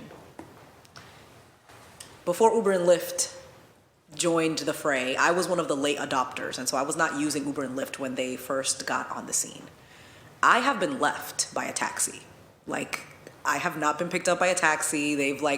I'm like taking a taxi to go pick up my groceries, right? And so I know that I'm young, and so people look at my generation like we've always been online. We have not always been online. I take taxis. And so can you talk to me a little bit about that? Because you work with taxi drivers. I'm sure that you've heard all of this. You know all of these things. And so can you talk to me a little bit about what that looks like for you and like in that, because you can change the reputation by changing the look, making them, hipper, making them more accessible and so on and so forth. But a lot of people have bad experiences with drivers not going into their neighborhood to pick them up, calling and not being picked up. And so can you tell me a little bit more about how the industry has been responding to that and how you've been able to kind of shift some of it internally? So I think not much happened, because if you look at that, after Uber entered the market, the taxi industry is exactly the same like before that. Nothing changed. They operated the same. Everything is exactly the same. Yep. Tell me one industry where you don't have a standard. It doesn't matter what it is. Yeah. Taxis don't, because you see them as thousands of little single people driving around, create their own thing. There are drivers who have the best reputation ever. Yes. And there are some who have the worst reputation ever, so there is no standard between. So this is also something, and this can be maybe solved with training, so. Yeah. So it seems like investment in the industry could also help create kind of like a standard that would make it would solve some of those issues. So thank you. And That's really- where you can really learn, Google one Boston Globe article about taxis and read the comments. Yeah. And this answers you all the questions. Yes. Yeah. And absolutely. I always read the comments, and they are not good. Yeah, yeah. Thank you. I really appreciate that, and I appreciate that there's an understanding and also kind of like a willingness to talk about that. And my last question is, you talked a little bit about identifying City of Boston municipal codes that could address like Boston-specific TNC issues. So, you know, the mayor's really interested in the Green New Deal. She's really interested in climate change. Having so many Uber and Lyft cars outside is just killing our carbon emissions. It's just, it's untenable. We can't have that many cars on the road. And so I'm interested in kind of like, you know, how do we reduce the amount of cars that are on the road? But we also get the DoorDash, Instacart, delivery drivers. They're on the street, they're double parking. It's just a free-for-all, right? And it's increasing traffic, and it's just hurting the city because nobody can get anywhere.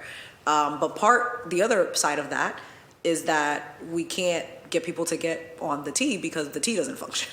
So, right, we're kind of like in a catch-22 of like working with the state to make sure that the public transportation is working and then figuring out how to get less cars on the road. And so I think that taxis kind of, again, give a middle road. Like if you're talking about being able to use the bus lanes, they kind of also help us manage some of that. But what would you say are like other Boston-specific TNC issues that we could, through ordinance, really help regulate? I don't know if it's possible in Boston, but what New York did is they kept a number of TNCs, so they have like a fixed number and you cannot have additional ones, which is a little different because in New York they need a license, so they need specific TNC plates, so which is different than here in especially in Boston.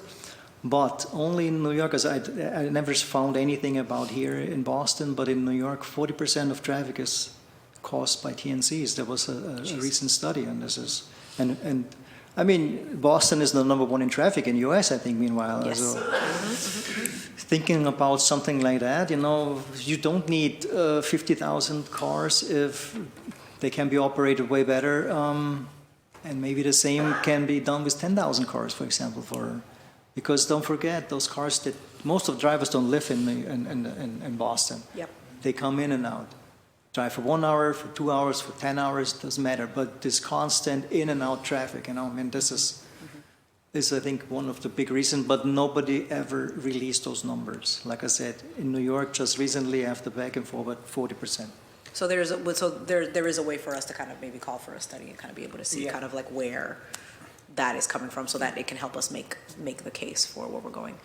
I think that is all. Those are all the questions that I have, because I really want to talk about like the solutions. And so, you can press on your button. I just want to say that when I drive through Boston, I see a lot of Uber and Lyfts that are out-of-state plates, nonstop. Yeah. Surprisingly, I see a lot of Florida plates with the Uber Lyft stickers with passengers. Yeah. They didn't drive up from Florida.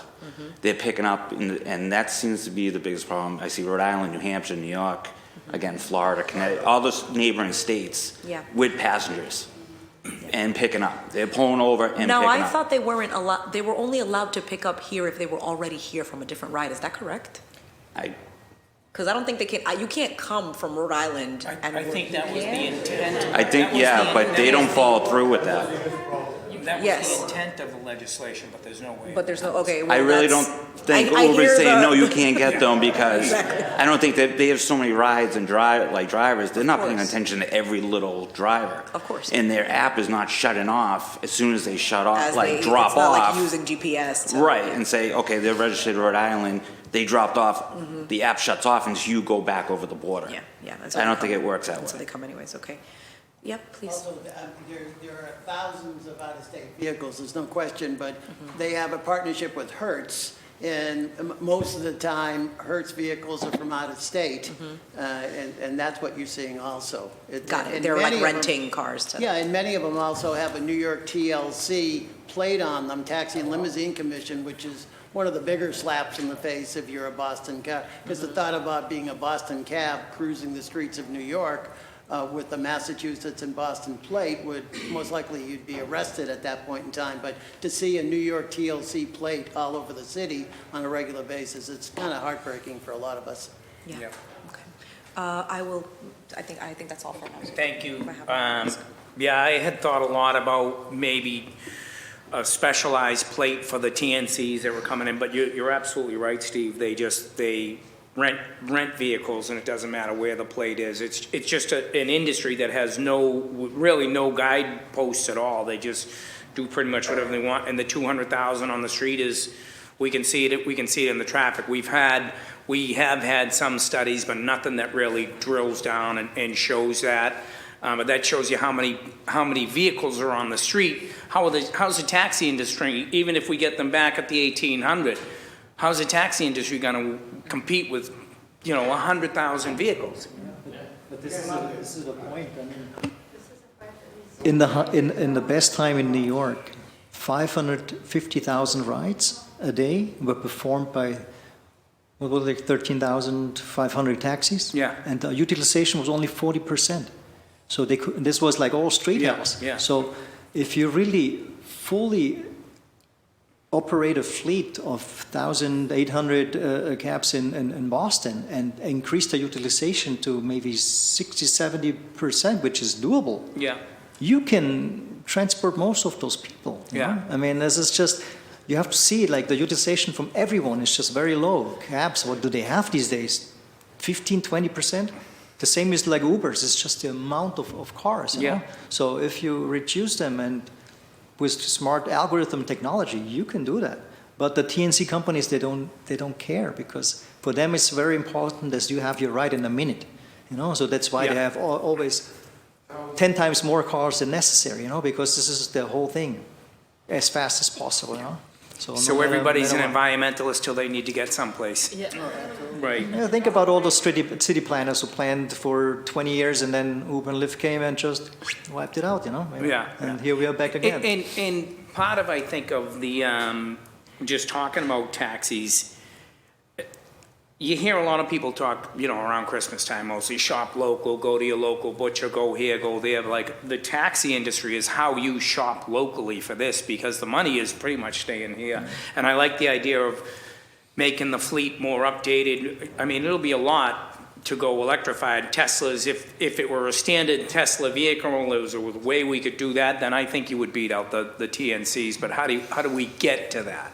But I was part of the MIT and Harvard students. It was just by the end of the last year, they had they called it midterm presentations.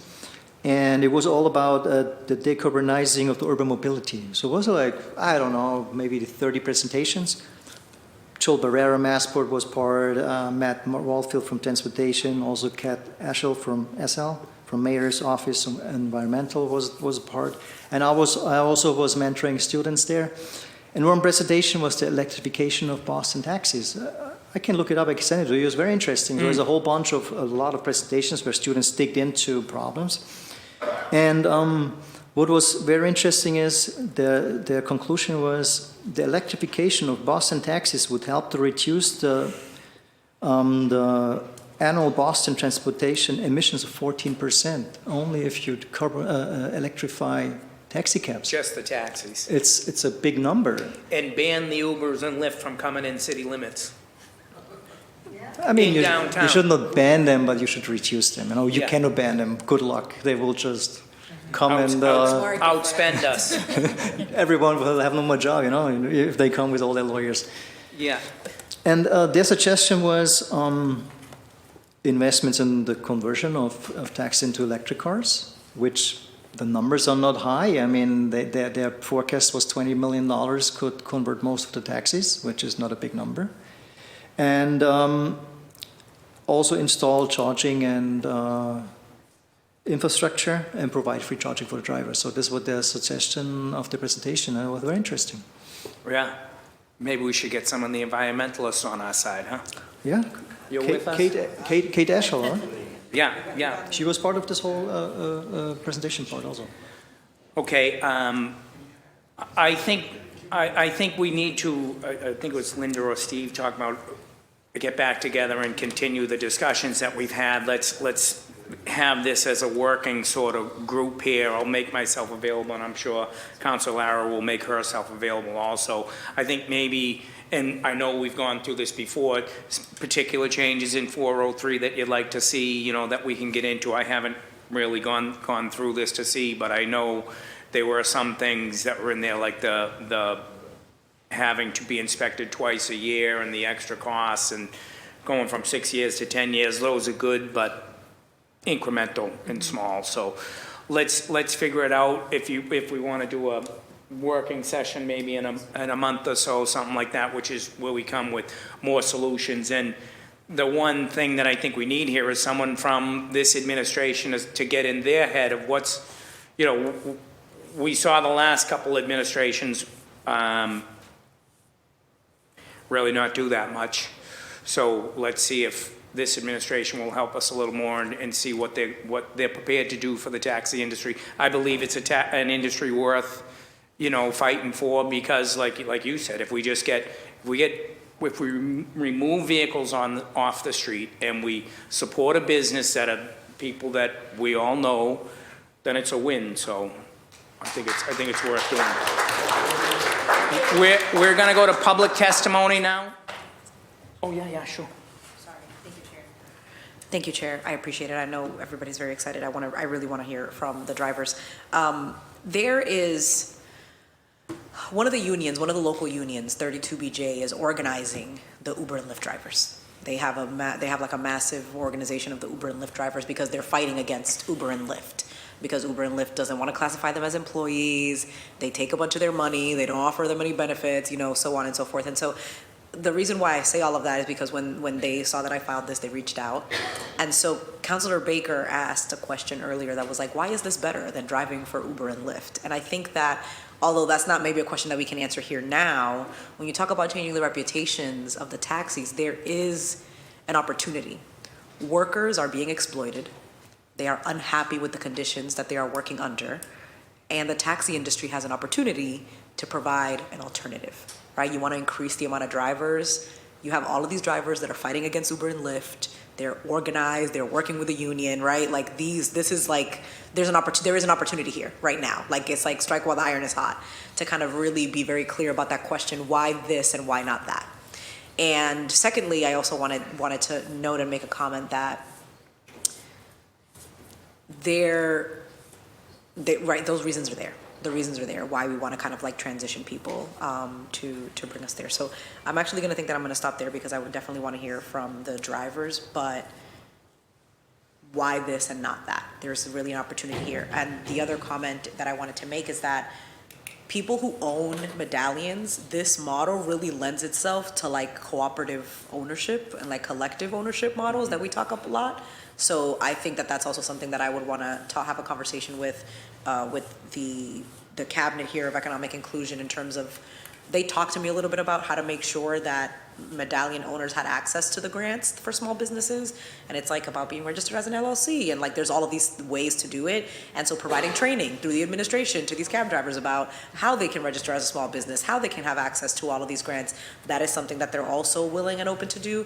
But also businesses that are collectively owned with like the workers are much more stable, bring much more income, people benefit. And so I think that there's also kind of like, you know, for your company where you're like, oh, we have maybe 30 people, transitioning that into a cooperative model really helps drivers because everybody can kind of tap into the profit and the benefit. And what we saw during COVID is that small businesses that were cooperatively owned and like, you know, worker owned survived and were much more sustainable and were much more viable during the pandemic. So I think that that's another thing to consider.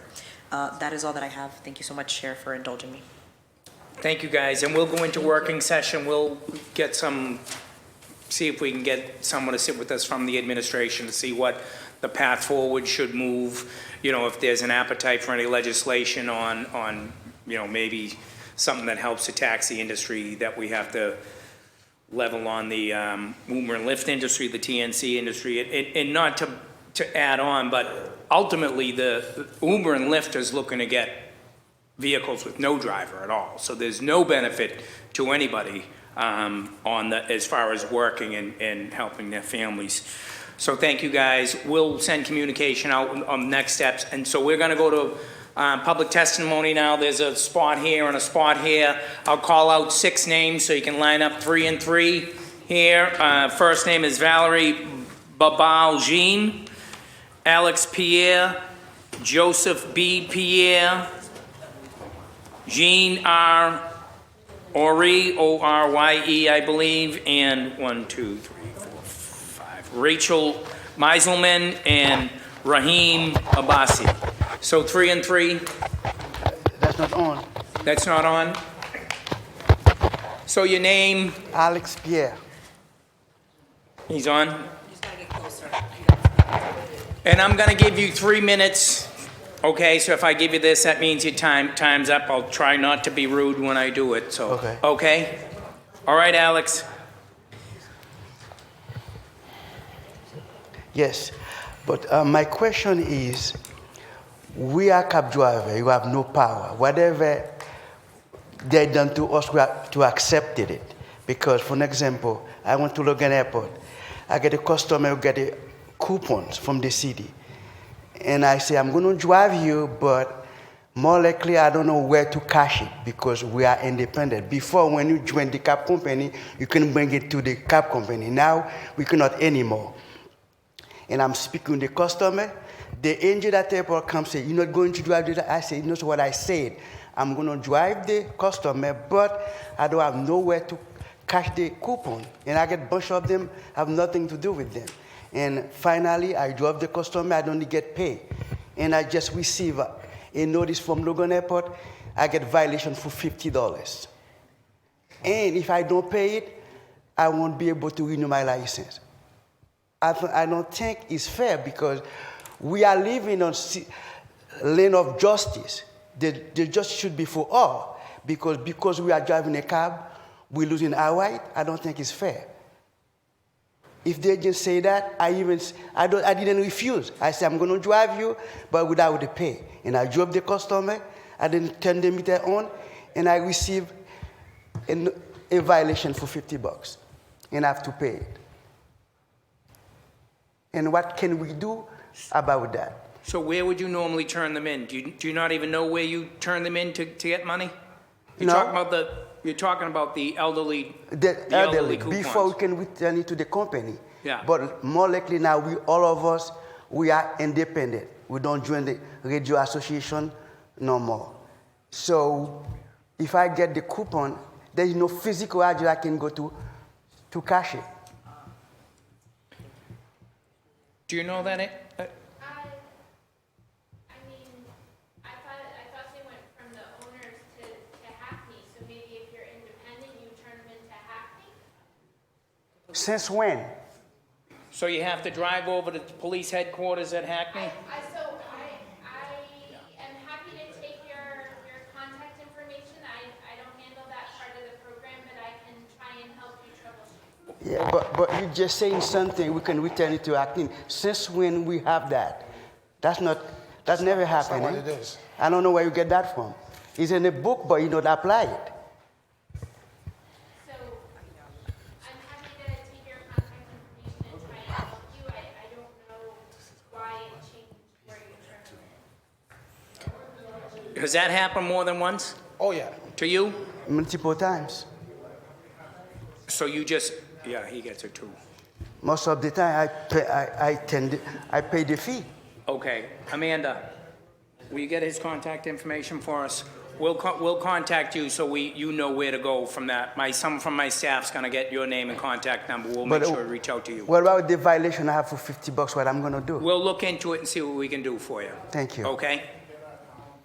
Thank you. You're welcome. Good afternoon. My name is Valerie, but I'm mostly known as Baba to most people. And I'm a new driver compared to these other guys. I'm a proud owner of a wave medallion that I purchased in 2019. And since I purchased my wave medallion, every year I get dropped from the insurance because nobody knows what to do. There's no rules and regulation. Every year, it's like I'm starting afresh with my business. We talk about the elderly and the handicapped. There's nowhere for me to go to request. My equipment is more expensive. I get charged for different reasons. But yet again, I cannot pass the fee on because I'm a handicapped vehicle. And to make matters worse, I even get dropped from my insurance. So how are you guys going to help me? Because we had a nice speech on behalf of the elders and the handicapped. But how are we going to really help them? Because I do have the equipment. I do try my best to provide it. Everybody knows me as the main handicapped driver in Boston. So how am my situation going to be alleviated when I'm trying to do the right thing? I don't know. So you're getting dropped in your insurance? Yes, every year I get So dropped. like your vehicle insurance gets dropped? I got to go to the pool and get a higher one. Like last time I was at 32, now I'm 49. Probably every year it goes up and down. It goes mostly up, never down. And according to the ADA, nobody should be taxed because they're handicapped, but I am. You're getting taxed at a higher rate because of the handicapped vehicle? I got the paper right here that says I get dropped all the time because my handicapped vehicle. Do you see where we need someone from the administration here? Huh? Yeah. Yeah, yeah. I'm required to have the handicap van, but yet again, I cannot operate it because there's no insurance for me. There's nobody to accommodate me trying to go in the industry. And so who's dropping you? Your insurance company? Yes, Does anybody know what's going on here? Why I that's have the happening? paper right here. Yeah. Can I talk to you after this hearing? Thank you. Rachel? I'd like to thank the Boston City Council for holding this hearing to discuss efforts around the revitalization of the taxi industry. Notwithstanding my appreciation, the irony of the situation has not escaped me. Some people who are normally in this room, or who may be in this room, along with some others on Beacon Hill, people I call the Politerati, have landed us in this situation. In addition, we must couch any discussion about the taxi industry in a larger one about the private for hire transportation industry. Let me underline that 10 to 12 years ago, we were looking at medallions, the value. Full disclosure, I grew up in the taxi industry like some others in this room. And my father, who had just purchased a medallion, was looking at it going up to maybe $700,000 or $800,000, because in New York, they were looking at the value of medallions hitting $1 million. Now, of course, today, we know that cabs, the medallions, are only worth a fraction of that. So I wanted to kind of underline this stark reality before I go into some misconceptions about the industry, because I patiently listened to a lot of people, even some people who are so-called experts, and it's really clear to me that they don't know entirely what they're talking about. Okay, so when we're talking about medallion owners, we're talking about small business, period. It's not a matter of a piece of tin maybe makes these owners something like small business owners. No, they are small business owners. Okay, so a vehicle suddenly becomes a business with that little piece of tin. I'd also like to underline that the drivers, they're professionals. These aren't people who just do what they can. They're not between jobs. As it's been mentioned, drivers go to taxi school.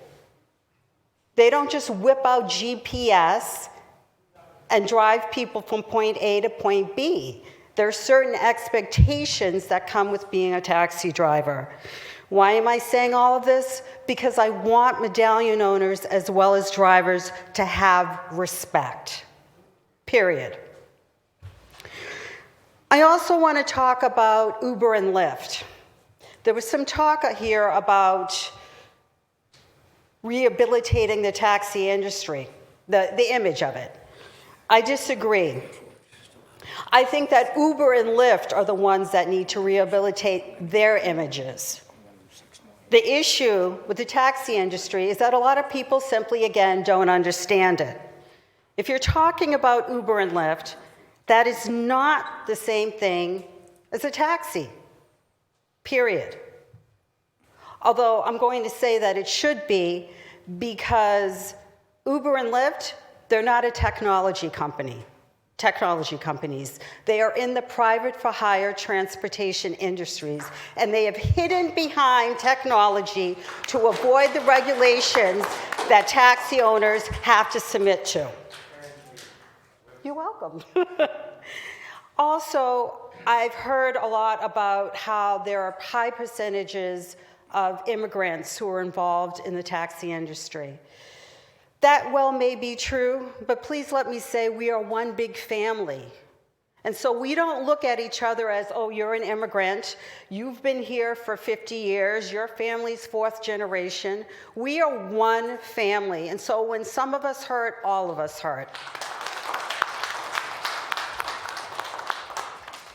And You're so a minute over, Rachel. I'm sorry, so let me wrap up really quickly, and Councilor Benka, thank you very much. So, I'm not anxious to modernize this industry. What I'm anxious to do is to respect what's already in place, to start. Number one, I'd like taxi stands to be clearly designated. These taxi stands are not places where people can stop and eat their chicken McNuggets, pull over, wait for someone to hop out of a store. They're taxi stands. Let the drivers ply their trade.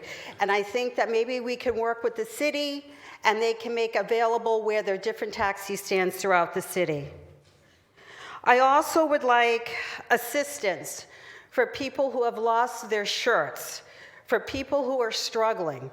There's a lot of money out there. I know some of it can go toward that. And to wrap up really quickly, and thank you for indulging me, I also want assistance to renew or to jumpstart what we had before in the taxi industry. We had a newspaper, Carriage News. I'd like to see that again. And then when I was growing up and when I was getting ready to go to college, I was able to benefit from Send a Taxi Man's Kid to College. I'd like to see that again. Last 2 notes, and everyone's being so great.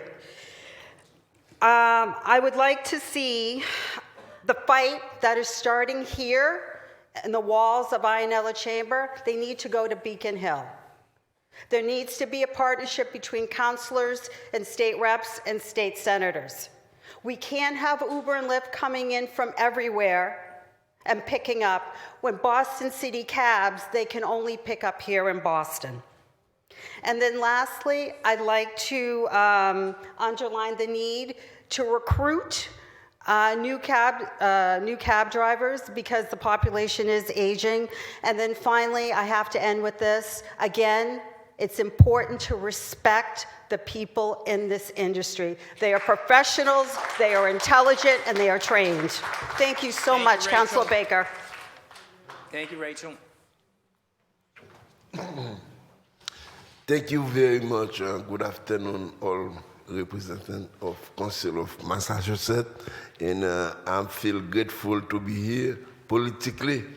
My question to you, no law enforcement concerning about no matter all car have his own meter and a taxi sign, publicity on the door as a taxi. In a city, I believe, when I just came to America, the first thing my father taught me, Bernard, follow those rules of the city. I follow, I study, I become a taxi driver. I feel sad, mad, sick when I see my city with car, with sign, no regulation. When I said regulation, that means his car, he don't have license to do so. He don't have insurance to do so. His car not formulated like you see partition. When I said regulation, the city asks, A private car, no insurance. He has a liability insurance. My car follow the rules. I must have commercial insurance. Look at the guy. The person come to me, he said, I am coming to pick up somebody. I asked, what person? Inside the bus stop. No law enforcement. Nothing. Any day and every day, I feel sad for my city who embrace unregulated car. Thank you very much. Did you give us your name? My What's your name? is Joseph Bernard Pierre. My Okay. medallion number 1211. Thank you, Joseph. Thank you. Good afternoon. Thank you to Chair Baker and Council Laura for presenting this matter and sponsoring this important yet often forgotten matter. Oops. I don't know if I broke it. And thank you to the Committee on Planning, Development, and Transportation, and thank you to my friends and colleagues who are showing up today. My name is Rahim Abbasi. I'm a lifelong resident of the city of Boston. For the past 12 years, a licensed taxi driver. And in as many years, my life has been turned upside down. I initially started driving part-time when I was a young man for some extra cash. My father, an immigrant from Pakistan and resident of Alston Brighton for some 40 years now, advised me to get my Hackney license when I was 21. He said, "You'll never know when you need it, and I'll always be able to support myself." He was more or less right. Now, whether it was after I quit my late-night job delivering pizzas or in between semesters at UMass Boston, I was always able to drive a cab, make money, pay bills, and pay my tuition, and even have some spending cash on the side. In the meantime, the value of medallions, like the one my father bought, rose and rose, eventually become the value of a home in a nice neighborhood. Both cab drivers and investors put down thousands of dollars, unheard of sums for working class Americans, even here in Boston, to secure their place in the middle class. Many thought of it as their ticket to financial security in an age of uncertainty. Then came the advent of smartphones and ride-hailing apps. We all know the story. What amounted to unlicensed taxis prowling the streets of Boston and other cities. First taking over the late-night business, where cabbies made most of their income. Later taking over the lucrative airport fares heading out of town, and eventually even seniors heading to the doctor for a checkup. This is all in the past now, and the era of six-figure mortgages for medallions is, I originally wrote gone, but it's still a reality for a lot of drivers. When it comes to the city of Boston, what they can do to spur the recovery in revitalization of the taxi industry, here are a few principles we should keep in mind. First one, fair meter rates for drivers in line with the cost of living in the region, so as to be competitive with the alternative services. The ride-hailing apps are usually more expensive than cabs nowadays. These fares should provide reasonable rates to passengers and make it worthwhile for drivers to accept all trips, keeping in mind discrimination, and with payment processing commissions in line with community standards, and adjust these rates at regular intervals, including for rush hour surcharge and airport surcharges, so drivers are no longer paying $2.65 out of their own pocket to pick up passengers at Logan Airport. Number two, access to small business grants and treating the industry as small business owners, and other funds, including the millions in the mass development funds meant for the taxi industry that are literally sitting idle right now. We just heard earlier that only a few $100,000 has been dispersed. Included in this should be some of the first funding for fully electric taxis in Boston, and even charging stations at cab stands around the city. Included in this, we should also recognize that the taxi industry needs to be integrated and recognized as part of the public transportation network in Boston. Three, really important, a loan forgiveness and refinancing program for medallion owners to help keep cabbies on the road if they wish to continue working, like you said, Councilor Laura. Such programs have been successfully implemented in New York City to help to reduce the burden of cab drivers. Unfortunately, that only came after a number of suicides in the industry because people had insurmountable debt. It's real tragedy. Four, a taxi driver bill of rights, which must include the ability for drivers to continue to work and feed their families without being mired in red tape. And I want to shout out actually the Hackney unit who've actually been doing some of that, and credit to them. And 5, most importantly, that cab drivers in Boston and the industry as a whole share in the economic fortunes of the city as it continues to thrive and to create a truly symbiotic relationship between the riding public and the taxi industry, as it should be. Now, with all this in mind, we can create together a resilient and thriving industry for the city of Boston. Thank you for your time. Thank you. Good afternoon. Good afternoon. I'm J.R. Ornay, and let's start with Agni. For us taxi drivers, I think it has been 4 years. We have not seen Agni on the street. Right here at South Station, Gypsy Cab took over. The last week, they removed a cab stand at the bus terminal. It's no longer there. So that's not just South Station. They're taking all the cab stands out. They're destroying the cab industry by taking, only thing, this is why you don't see taxis on the street anymore. No cab stand. And even the gypsy cabs come to cabs and taking passengers out saying, hey, I'll take you. And they charge 3 times the amount for taxi. The price we're paying for taxi is the same price since 2005, $2.60 per mile. And if we go to the airport, somebody's going to Seaport, you sit there for 2 hours, you don't make $4 an hour after taking the $7.55 for toll.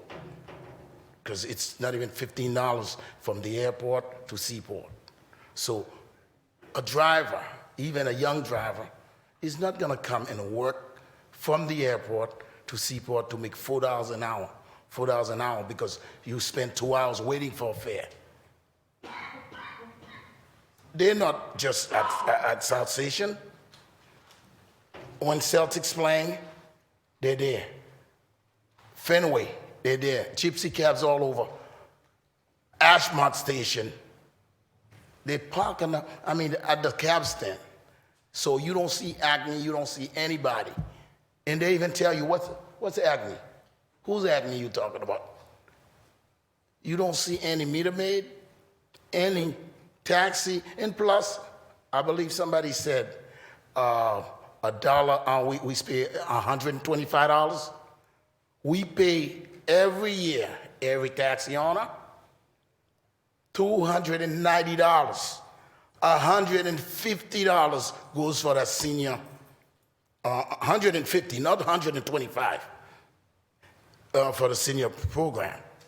I can ask around here, which one of us ever see one of these coupons? Probably once a year. Once a year we may see one. Where's this money going? I try to add it up from 1,750 cabs. It came to $262,000 and 500. Where's that money going? Because she's saying that, I believe she said that it goes, the account, and you saw, we don't even know where to cash that. Our own money, we paying for it. It's that money, we pay for that money. And we can't even cash for it, can't even get it back. And no, we don't even see it. I can ask anybody here, what was the last time you guys got a voucher? 1 month ago. Probably one book for $10. And we talk about, we're giving, each one of us are giving $150. It's our money, we're not even getting it back. So, please, have Agni over there, maybe that will be helpful. Thank you. Hippolyte? Uzman, over here. Teodoros, E-S-H-E-T-U, Teodoros, E-S-H-E-T-U, John St. George, Jermaine St. Louis and Yakuno Kidane. You can start, sir. Yeah, good afternoon. My question is,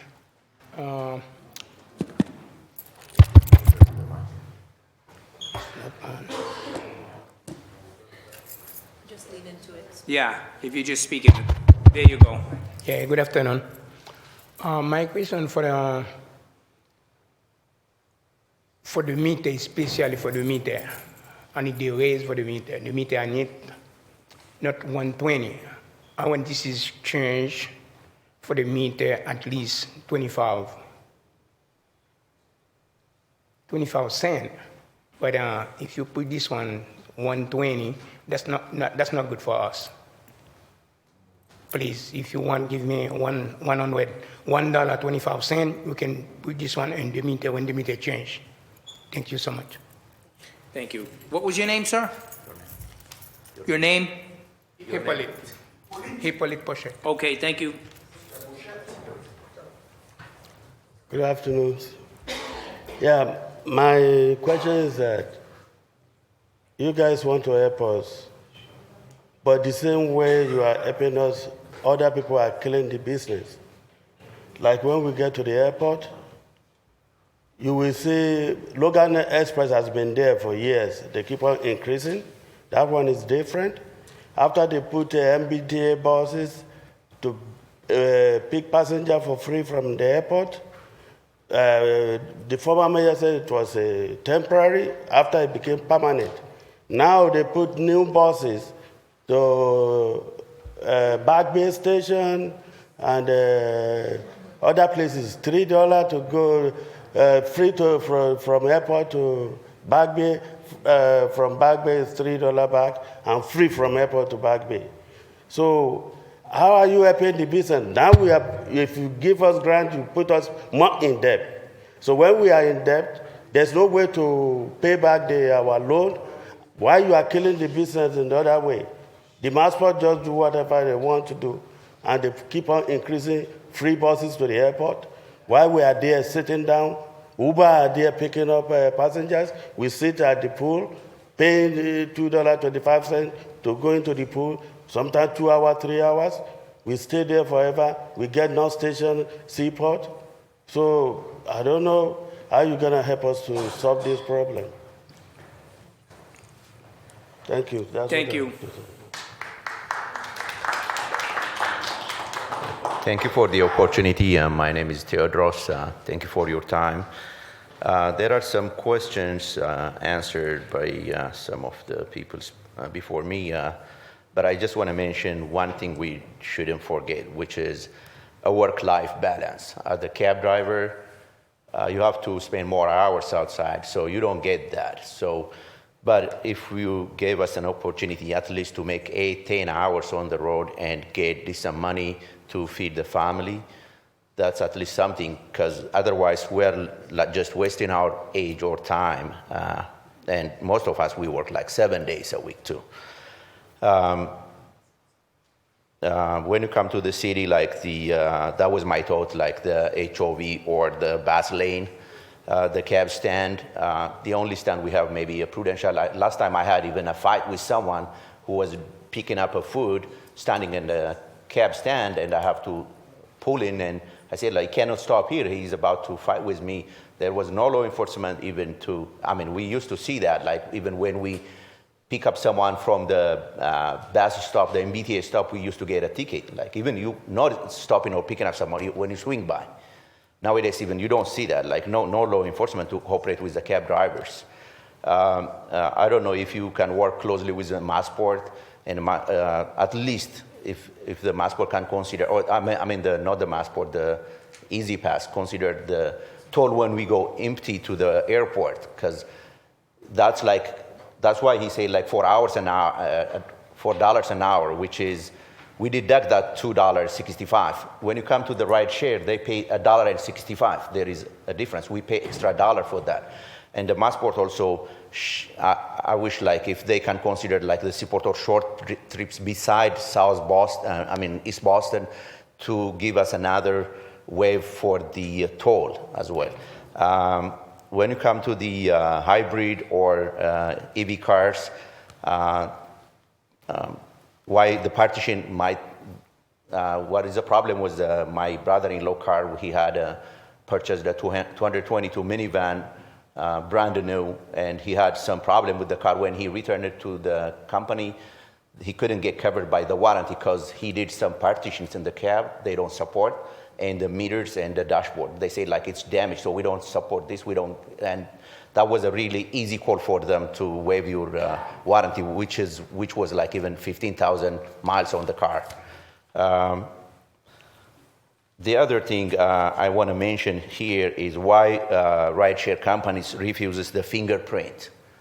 That's one of the questions, because I wish if the city can work with the police department and send undercovers where the rideshare drivers holding at the airport. Some of them, they are driving with influence. And if you see that they drive like fast on some breakdown lanes, even one of the cabs recently totaled due to the rideshare company. The rideshare driver came on wrong way. And I don't know, this guy, he was a self-insured. I know he's a part of a family. So he's a self-insured, and it doesn't cover the damage, what happened by the rideshare company. Even it was a hit and run. Yeah. And thank you for your time. Thank you. Thank you. Yes, my name is Jermaine St. Louis, and reason why we're here, as you guys know, I started driving a cab on my early 20, now in my late 50. These people who's been driving a cab before us 20 years from now, we're still in a home. We are on the same boat, and we see the business just go by us, and they take the business away. We see cabs in 60 states going out of business. This is the most busy cab stand, like this time in the rush hour, is gone. If you go on Fenway Park, there used to be a cab stand, it's gone. The back lane take it over. And one time I was passing by on Boston Street, there's a police acne was asking me, what do you think? I said, where's the cab stand? He said, we're gonna bring it back. 6 months later, there's no cab stand back. And at the airport, it seems whatever we do, nobody care. During the coronavirus, the cab driver is usually picking up people from the airport late night shift. And all of a sudden, with 6 months later, you get Massport, put Uber on the top of the cab stand. So make it easy for the Uber people, forget about the cab driver. This is how they treat us, you know. We just don't know why, and we love driving in cabs. There's nothing wrong with that. And they don't treat us right. We just here for this reason. And I hope you guys listen and pass it to the administration. That's all I have to say. Thank you very much. Thank you. Thank you. My name is Yikuno Masfin Kidana Mariam. I am an owner and driver. Thank you so much for doing this, Councilors Laura and Baker. We have been hearing a lot of words here and somewhere else, even in the car, in the business, that everybody tries to help us. They say, yes, taxi industry should not be like this. You guys been there, and then we know the addresses, we know where to go, we know what we're doing, we know, and everything. A lot of work has been there, that modernization, fairness, and so I just want to say, we asked everything and we have done it. We took the training, took the test, paid the medallion, paid the car, and also we are asked to purchase a brand new car, and everybody here drives a brand new car. It's not like dusty and old and this, that, you know. That's not true. It's not there. Everybody you see here have life, good children, beautiful children, wives, property, American dream. So But who is working with us? I really don't understand who is working with us other than sympathy and words. Where is the action? I haven't seen that. There is no justification that what is happening to us today is just only words, but we are paying it. We're working 7 days a week. We're not working 6 days. We're not working 10 hours or 12 hours. We were working 16 hours and beyond in order to pay and make the ends meet. We have children. I have 2 children. One of them are going to go to college this year, and the next one is going to go next 2 years. But just listen, just 265. We know, everybody here knows that we lost the city 100%. I don't remember the last month or the couple of months back that I took a customer from the city to the airport. If you want to help me, why are you charging me $265 every time I go to the airport empty? Why?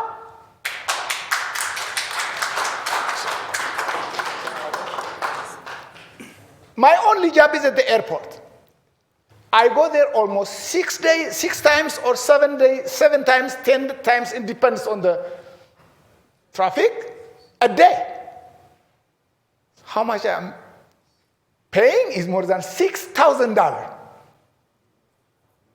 Then where is it? So that is one. Number 2, let's talk about credit card machine. Credit card machine are installed in the car. But the companies, they are not there to fix the credit card machine. I pay. Let me tell you how it works. All the credit card machine or the companies close their shops Friday, 4 p.m. Friday, 4 p.m. they closed, and they come Monday by 10 in the morning, and if you have a broken meter on Friday night, you'll not be able to work for the 3 days. You can't. It's illegal. If Hackney found you, they will strip your medallion. He told you earlier. They have the right to strip the medallion, take it away. We pay money, but I don't think we own anything, but it's not true. So this is what is happening. Why is the credit card machine is owned by somebody else, and also they are not there to fix it, and also they are charging us 5%. 6%. Thank you. 6%. The market is 2.75%. For every shop, for every store, for every restaurant you go, everywhere, it is 2.75. Why are we charged 6%? And then they are not there to fix it. Look, who is working with us? No, I don't know. Airport, the same thing. Let's say I'm sitting and I'm parking in Fenway. I'm in Faneuil Hall. Sitting there, waiting for a customer. Customer comes to get into my car and said, I'm going to go to East Boston. I cannot refuse. Yes, I have to take him. But why would I have to pay the toll for him? I've been waiting. I've been sitting there. Why would I pay for the guy because he chose to live in East Boston? Why would I pay? This isn't private. This is my work. So that toll doesn't go on top of that person's fare? No. Right? No. Yeah. It's not.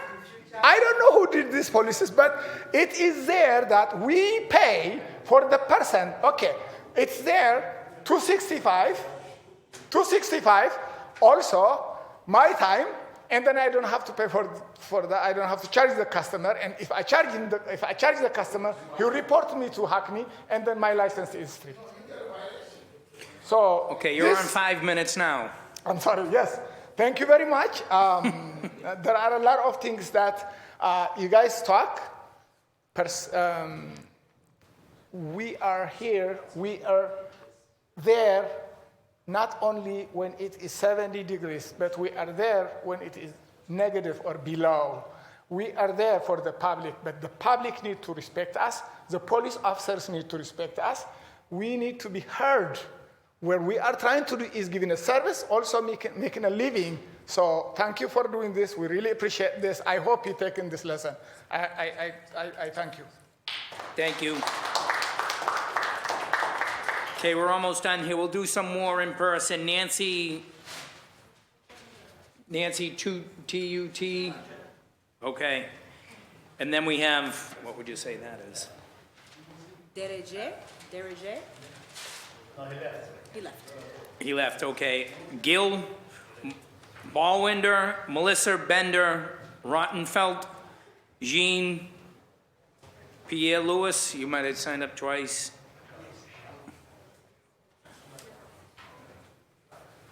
You can jump right in. Okay, hello. My name is Nancy Tatunjan. My husband started driving a cab when this gentleman right here suggested it to him because he was already driving. And that was about 45 years ago. My husband drove for a while, not too long, you know, it was a reasonable amount of time, and he bought his first medallion. He paid $32,000 for it. I find it sad that 45 years later, the value of the medallion is $10,000 less than it was 45 years ago. I'm really very, very happy that you had this hearing. The past two administrations, I feel, really dropped the ball. One reason I feel that people don't come into the industry is because it's sort of maybe general knowledge, at least within the industry, that the city didn't really care. And there was no incentive to get involved. Not by the city. There should have been incentive to get involved. I mean, outsiders to come into the business. Excuse me. Not only did Uber and Lyft come in, but the Hackney department in the police department was gutted. I believe there are only 2 officers now. And so there is nobody to go out and monitor what's happening on the road to get gypsy cabs or Ubers sit where there are taxi stands. Ubers sit there. I'm a medallion owner, and drivers who drive our vehicles have complained to me, and I don't know what to do about it, that Ubers sit in the stands and there's nobody to enforce to make them leave, and so the taxis that are there can't get into the cab stands. There's a lot of little incidents like that that are so numerous to talk about, but the taxi drivers are really getting the raw end of the deal, and the owners are too. So I really do hope that you take this into consideration. The city needs an upgraded image within the taxi industry because it's been very frustrating for a long time. One thing I want to say about the handicap rides, which I hadn't thought of until that gentleman was speaking at the very beginning about his handicap van. A handicap ride takes a long, long time, much longer because the person has to get in the van. You have to bring them to a place where they can get out and get up on a curb or whatever. But they don't really get remunerated properly for it. And maybe the city could do something to subsidize an extra something onto the fare, maybe charge a higher fare, but then give the handicapped individual some kind of a coupon to pay that, and the city can partially subsidize the fare, because handicapped drivers really don't make money at all. And I don't have any handicapped vans, but I know I've heard stories from experience. About the senior coupons, the $290 that everybody pays, medallion owners pay a year, that's partly the medallion renewal. the meter seal, which is required, you have to pay or it's expected that you will pay the meter seal and the senior coupons, even on medallions that are sitting on the shelf. So the really weird part of it is that you're paying for meter seal where there's no car, there's no seal, there's nothing, and you still are charged that. In truth, last year I didn't pay it to see what would happen, and I didn't pay my senior coupons on the vehicles I have on the shelf either. What happened? Well, Did you get arrested? No, I didn't. And nothing happened. But at the end of the year, I got all my checks back for the medallions that I had paid the medallion renewal only. And so those medallions were not paid the renewal, and so now I guess they are vulnerable to being seized. I don't know what's going to happen. I'm playing a little Russian roulette here. But this year again, I'm going to do the same thing because I just think it's very unfair. And sometimes you have to take a stand. The senior coupons, as I say, I didn't pay them on those medallions, but even the medallions that I have on the road and that I am paying the full fees for, my understanding, and I have not seen this myself, but my understanding is that there are millions of dollars that have accumulated in that fund for the medallion, for the senior coupons. And I think maybe for some period of time, some period of years, those fees for senior coupons should be waived until that $5 million or however many $1 million are in that fund comes down to a reasonable level. Because people are paying out of their pocket, and it doesn't seem that there's a reason for that to happen at this point in time. I don't know, there are so many things I could talk about, but I don't want to bore everybody. I just want to reiterate one more time. Thank you, thank you, thank you for having this meeting. It gives me hope, and I'm sure everybody else in this room. Thank you, Nancy. Thank you. Good afternoon. My name is Balwinder Gill, and I've been driving taxi from last 28 years. And we really thankful all of the councillors. Special thanks to Councillor Lara, Councillor Baker, who helped us previously to change the rule 403. Desperately, we need more fares. That's only could happen if city help us to bring one app for all Boston cabs under one command center. Help us to marketing the taxi service on their billboard on the sidewalk of the streets. City has a billboard, everywhere in a downtown. If you help us to put taxi service, this will help the industry. So we need city must create a diverse team with members from the city and a taxi stakeholder to address the taxi innovation and improvement. Hackney department is good to enforce the rules only, but not for business improvement. Renewing the medallion and licensing must be online. We cannot find space for park less than mile. Whenever we go drop the application at the Hackney, there is no parking available. We have to go far away. Some drivers there really is very old. They cannot, it's very hard. Like me, I'm a heart patient. It's very hard to walk, like from a mile and a half, looking for parking, then come to the Hackney, drop, your renew application.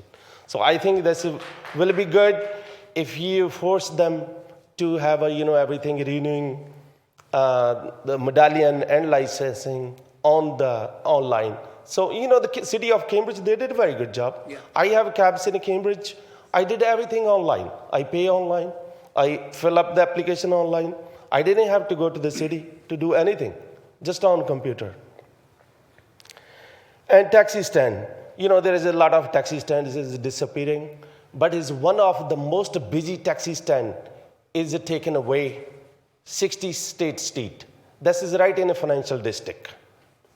And it used to be like 20 cabs we park on the State Street. We need that back, please. That's we really, really request, because only few stands are busy in the city of Boston. One is Prudential, one was 60 State Street. So if you give us this stand back, we will really appreciate it. So was 60 State the South Station taxi stand? Separate?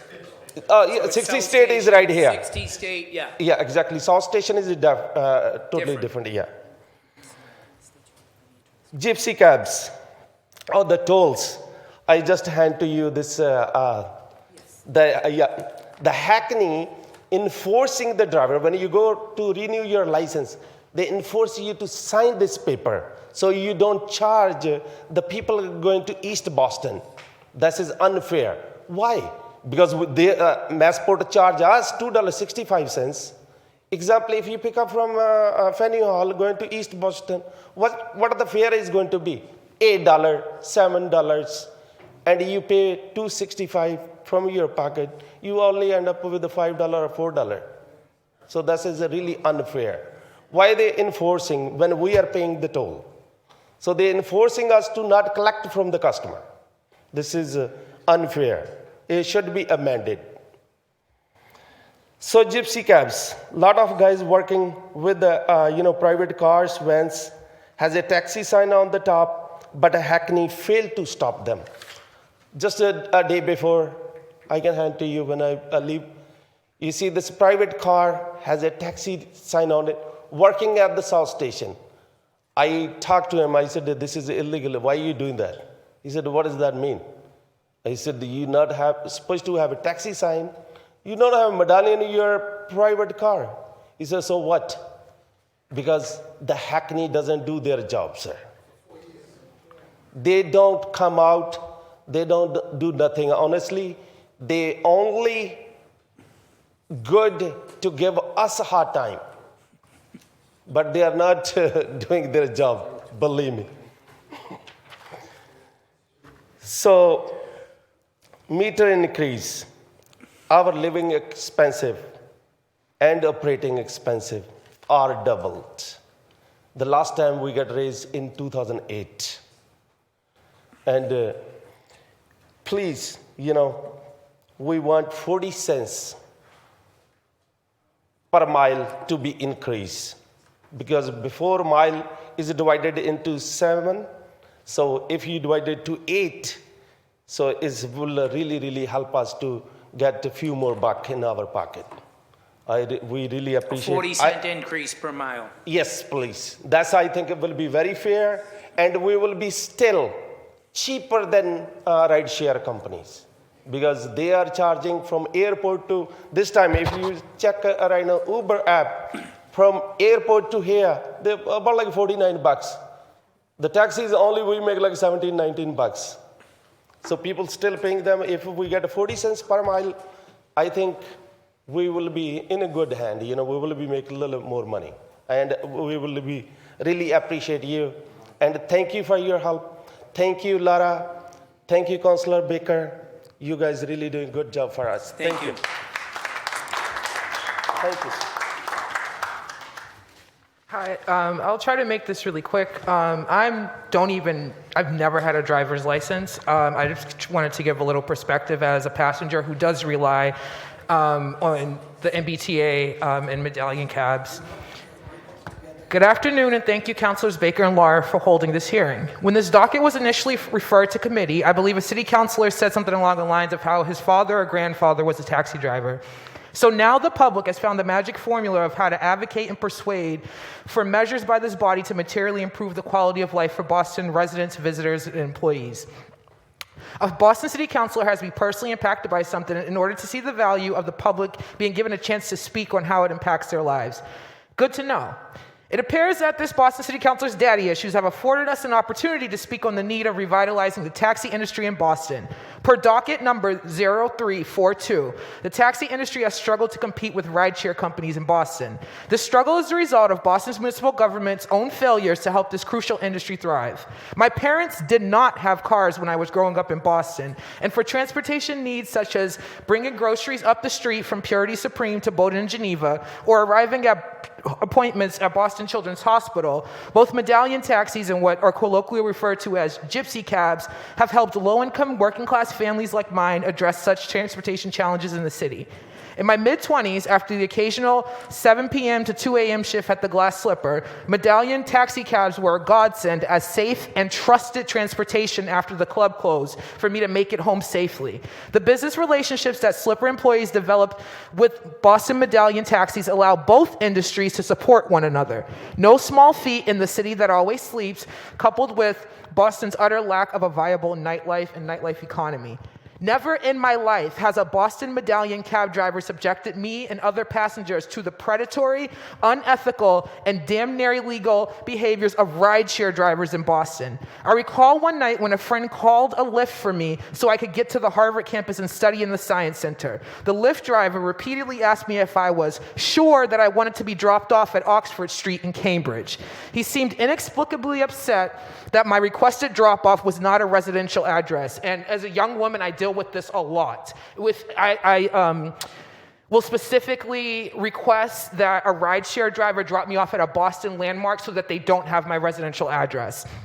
He seemed inexplicably upset that my requested drop-off was not a residential address and refused to let me out of his vehicle as he continued to drive. True story. When I calmly but firmly explained to him that he was risking getting a kidnapping charge if he did not let me out of his car, he became verbally abusive, berating me with anti-black racial slurs. I flagged down some Cambridge police officers and gave him the name, physical description, and make, model, and license plate of his car.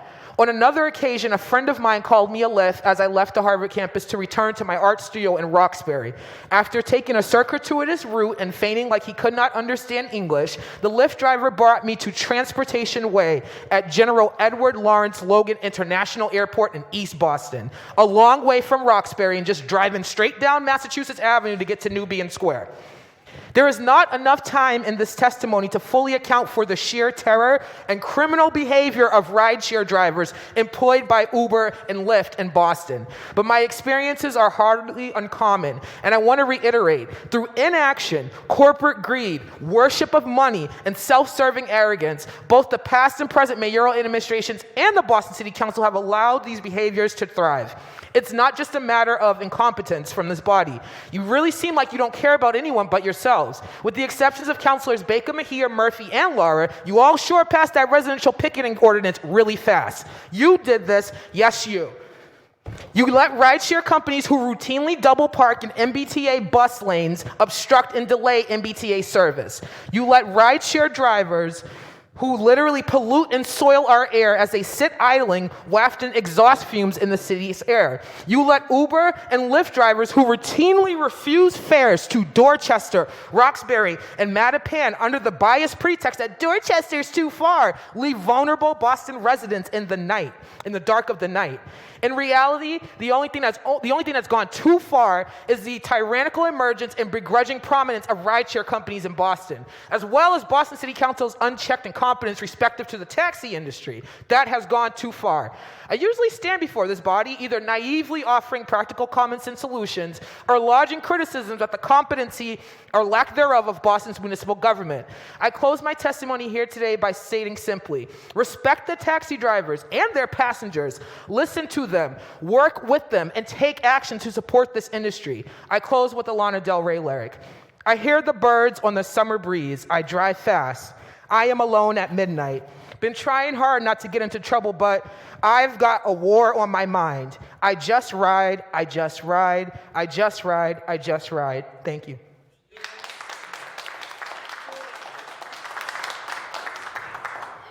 Good evening to everyone. Good evening. Yeah, I don't have that much to say, but two guys spoke already. They said everything I have to say about, the painful thing is about 265 When we go to the airport empty, we pay that in our pocket. It's a painful thing for us. Sometimes downtown is nothing. We have nothing to do in downtown, no business. We have to go to the airport. When we go, we have to pay $265. It's coming from our pocket. Sometimes the job doesn't go anywhere. Spot hotel, sometimes we can find a good job too.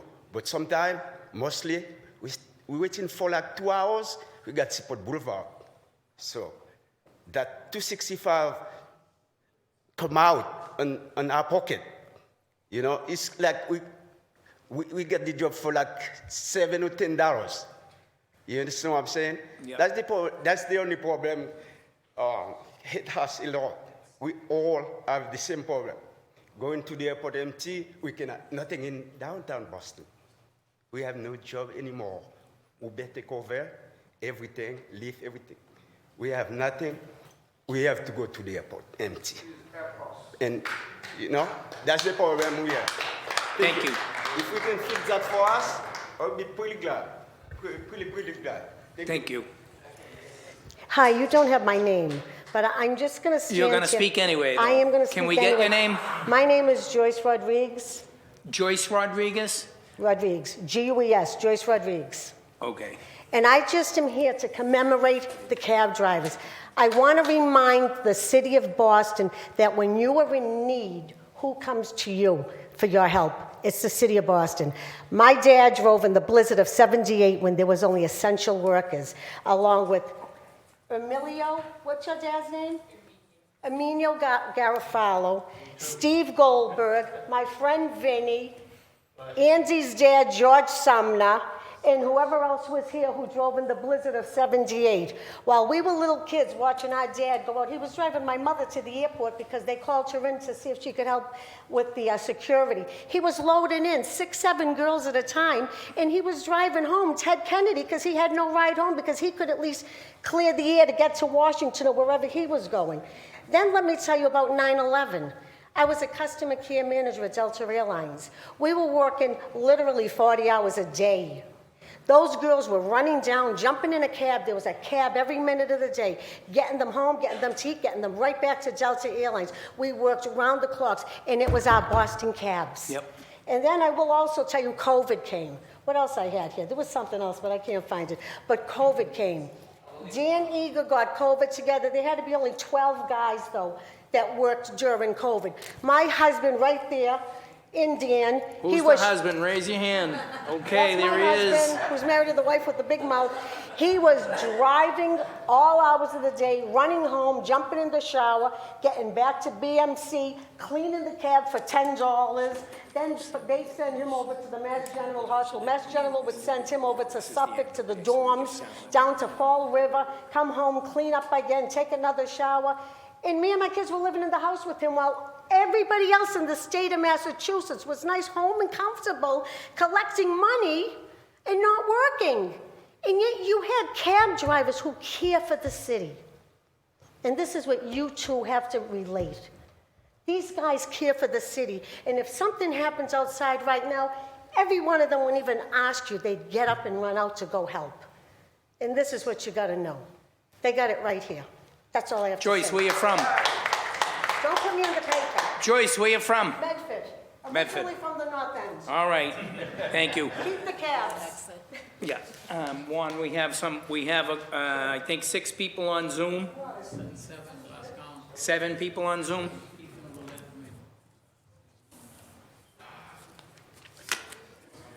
And Councilor Murphy was here. She, sorry, I didn't announce her, but she was here, Councilor Erin Murphy. Oh, there she is. Erin, do you have something you want to say?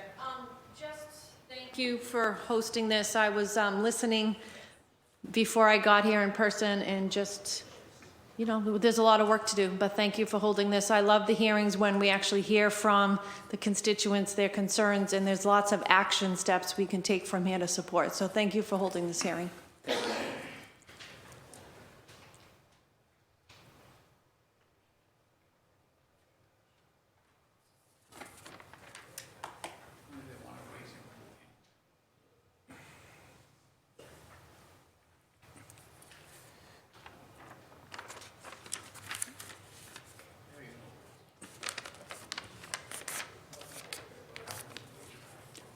Hi, Michael. Oh, are you in a taxi?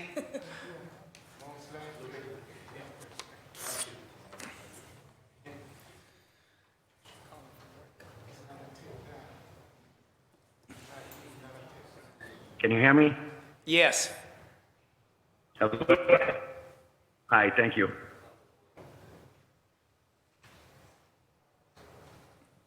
My camera is not turning around for some reason. All right, I'll just turn the phone around. There you go. Is that better? Yep. All right. I just like to thank you for taking the time to hear us out. I just want to touch on a couple of things that you probably already heard today. We really have an issue with the Uber and Lyft companies. They have taxi signs on top of their cars that say physically, they say taxi. When they're not doing rideshare, they're parking at the cab stands, acting as gypsy cabs. I mean, where do you go with that? You call the police, they tell you it's not our matter. I've done it plenty of times. You call the state police, you call 911, say that's not our problem. I mean, where's it gonna go? I mean, does somebody have to really get hurt in order for the city to act?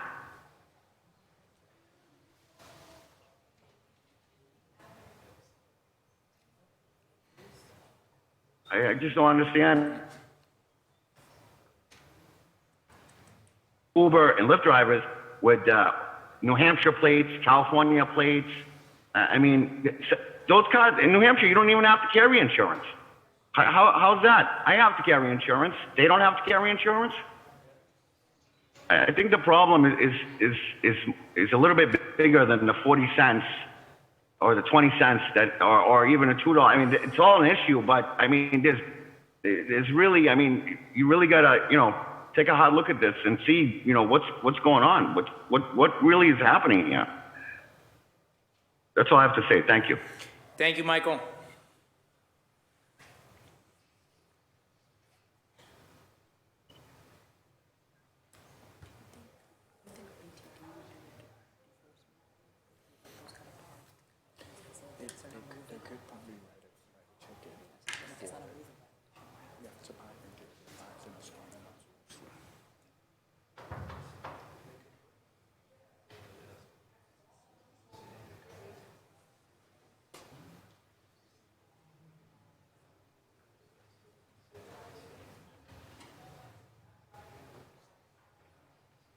Hello?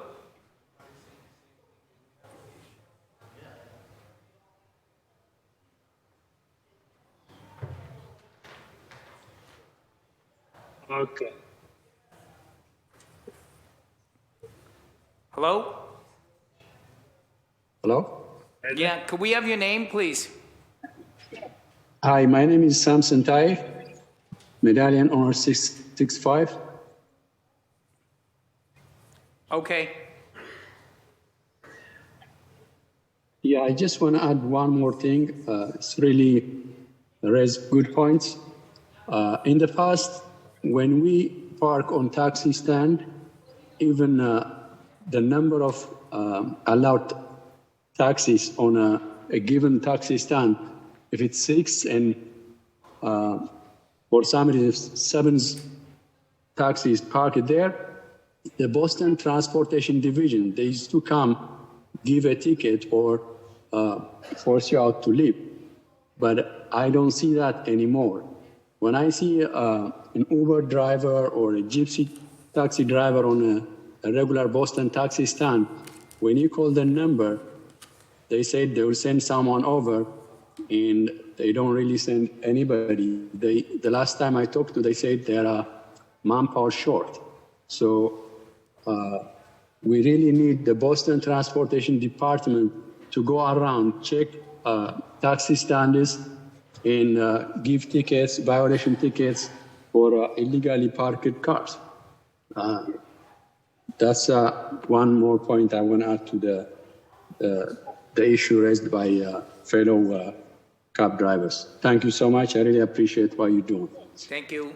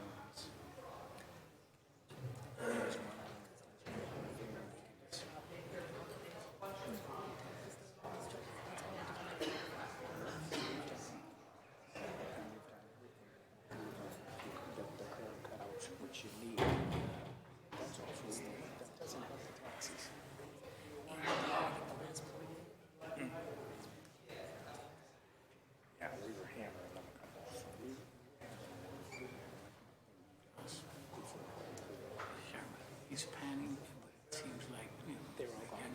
No, they're still there. If you say if anybody else wants to speak, to raise their hand. From here? No. If anyone would like to speak on Zoom, please raise your blue hand.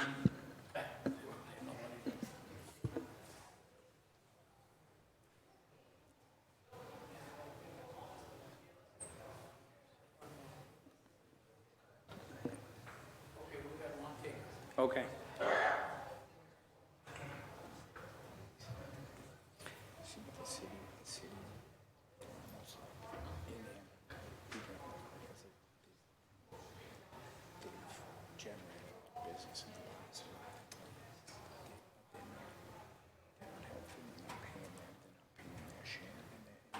This industry, they can survive together. This industry needs to be so.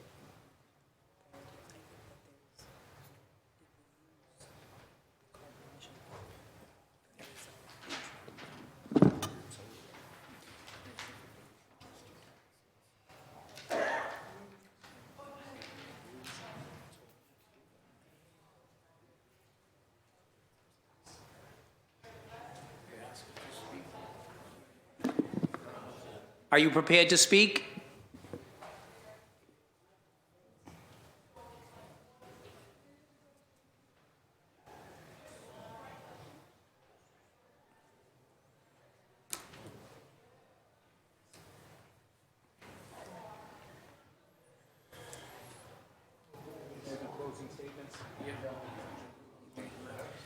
Council Lara, would you like to do a closing statement? Thank you, Chair. First, I want to say thank you all for being here. For me, it's very much highlighted what the necessary changes are, and some of them are very small and simple, and some of them are very big. And I think that Councilor Baker and I have been having a lot of conversations here about what are the entry points to fix some of these issues. This is not going to be the last hearing. We're going to keep having hearings to bring other people from the administration and to hear from more of the drivers. But I think that the reality is that we didn't do enough. We didn't do anything, I would say, 10 years ago when Uber and Lyft was coming into the city to support, I think Councilor Baker's right, to support both companies being able to thrive and live in the city together. And I think that now we have to correct for that, and there's an opportunity for correction. I understand, I think one of the things that stuck out to me the most about the public testimony was a statement that said that the city of Boston needed to realize that their City of Boston medallion holders are an integral part of the city's public transit network. And that is how I'm thinking about this, right? I'm just like, this is a transit. This is a part of our public transit network. And Uber and Lyft are the private, for-profit, kind of like the greedy companies coming in and trying to really extract money from our cities. And that's money and resources that could be going to our families who like was just mentioned by Joyce, give everything to this community, raise their children here, send their kids to school here. And so I'm committed to continue this conversation. You have my unwavering support. And Councilor Baker and I are really going to team up to make sure that we get the rest of the council on board to make some of these changes. So thank you all again for being here. Thank you, Councilor Lara, for filing this hearing and bringing it back to the front of mind. And thank you, everybody, for telling us. Oh, we got one more over here. Yeah, Your Joyce's I friend. might have came in a little. I might have came in a little late. Yeah, that's okay. And I want to say a couple of words. Sure. What's your name? My name is Varkis Vincent Mushigian. I got my Hackney license in 1968, and then I got drafted in the Army. When I came back, I started driving the cab again, and I did that for a couple of years, and one of the veteran drivers, and he was a veteran, took me under his wings. He said, "You're a nice young man, you work hard, you should own your own taxi."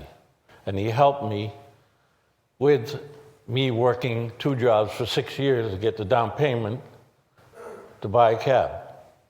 And I saw his home. He had 6 cabs. He lived in Westwood, so I was encouraged that I could do this, and then I can have a home like that, and so on. And then he retired, sold the cabs. Very nice. So I encourage, in turn, all the other young people that got into business, and we were here, by the way. It was the business wasn't as good as a few years ago. In fact, this building wasn't here. West End, there was no West End. It was knocked down. At Charlestown, it's practically deserted, the Navy Yard. South End, before it was revitalized, South Boston, we were here. All the cab drivers and a lot of the parents of a lot of these people, we supported the city. We made it what it is. We were the only ball game in town. Millions of tourists coming in. We serviced them. All the businessmen coming into town. All the students. We delivered the packages. We did everything. And once the city was revitalized and is doing fantastic, like we told everyone that got in the cab, all the visitors, now these people come in. I don't want to get invasive species, and they ruined the city, I think, traffic-wise. There's thousands of them on the road. And they just ride around. Once they bring in someone, they don't go back. They hang around the city. Hundreds of them. It's like having a baseball game getting out every hour. So I just want to say that these guys, they service this city and meet a lot of the people coming from overseas. They take taxis. They don't take the ride share. They see us. And we have improved the city, I think. That's what I want to say. Thank you. Thank you. Thank you. And thank you for everyone for coming out tonight.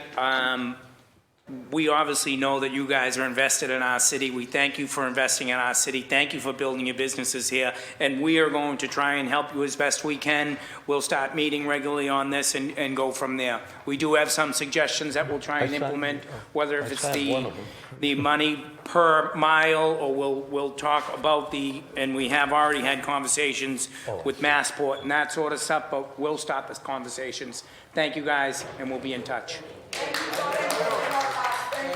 Thank you. Hopefully he does. Or she, whatever. Them, they, thee.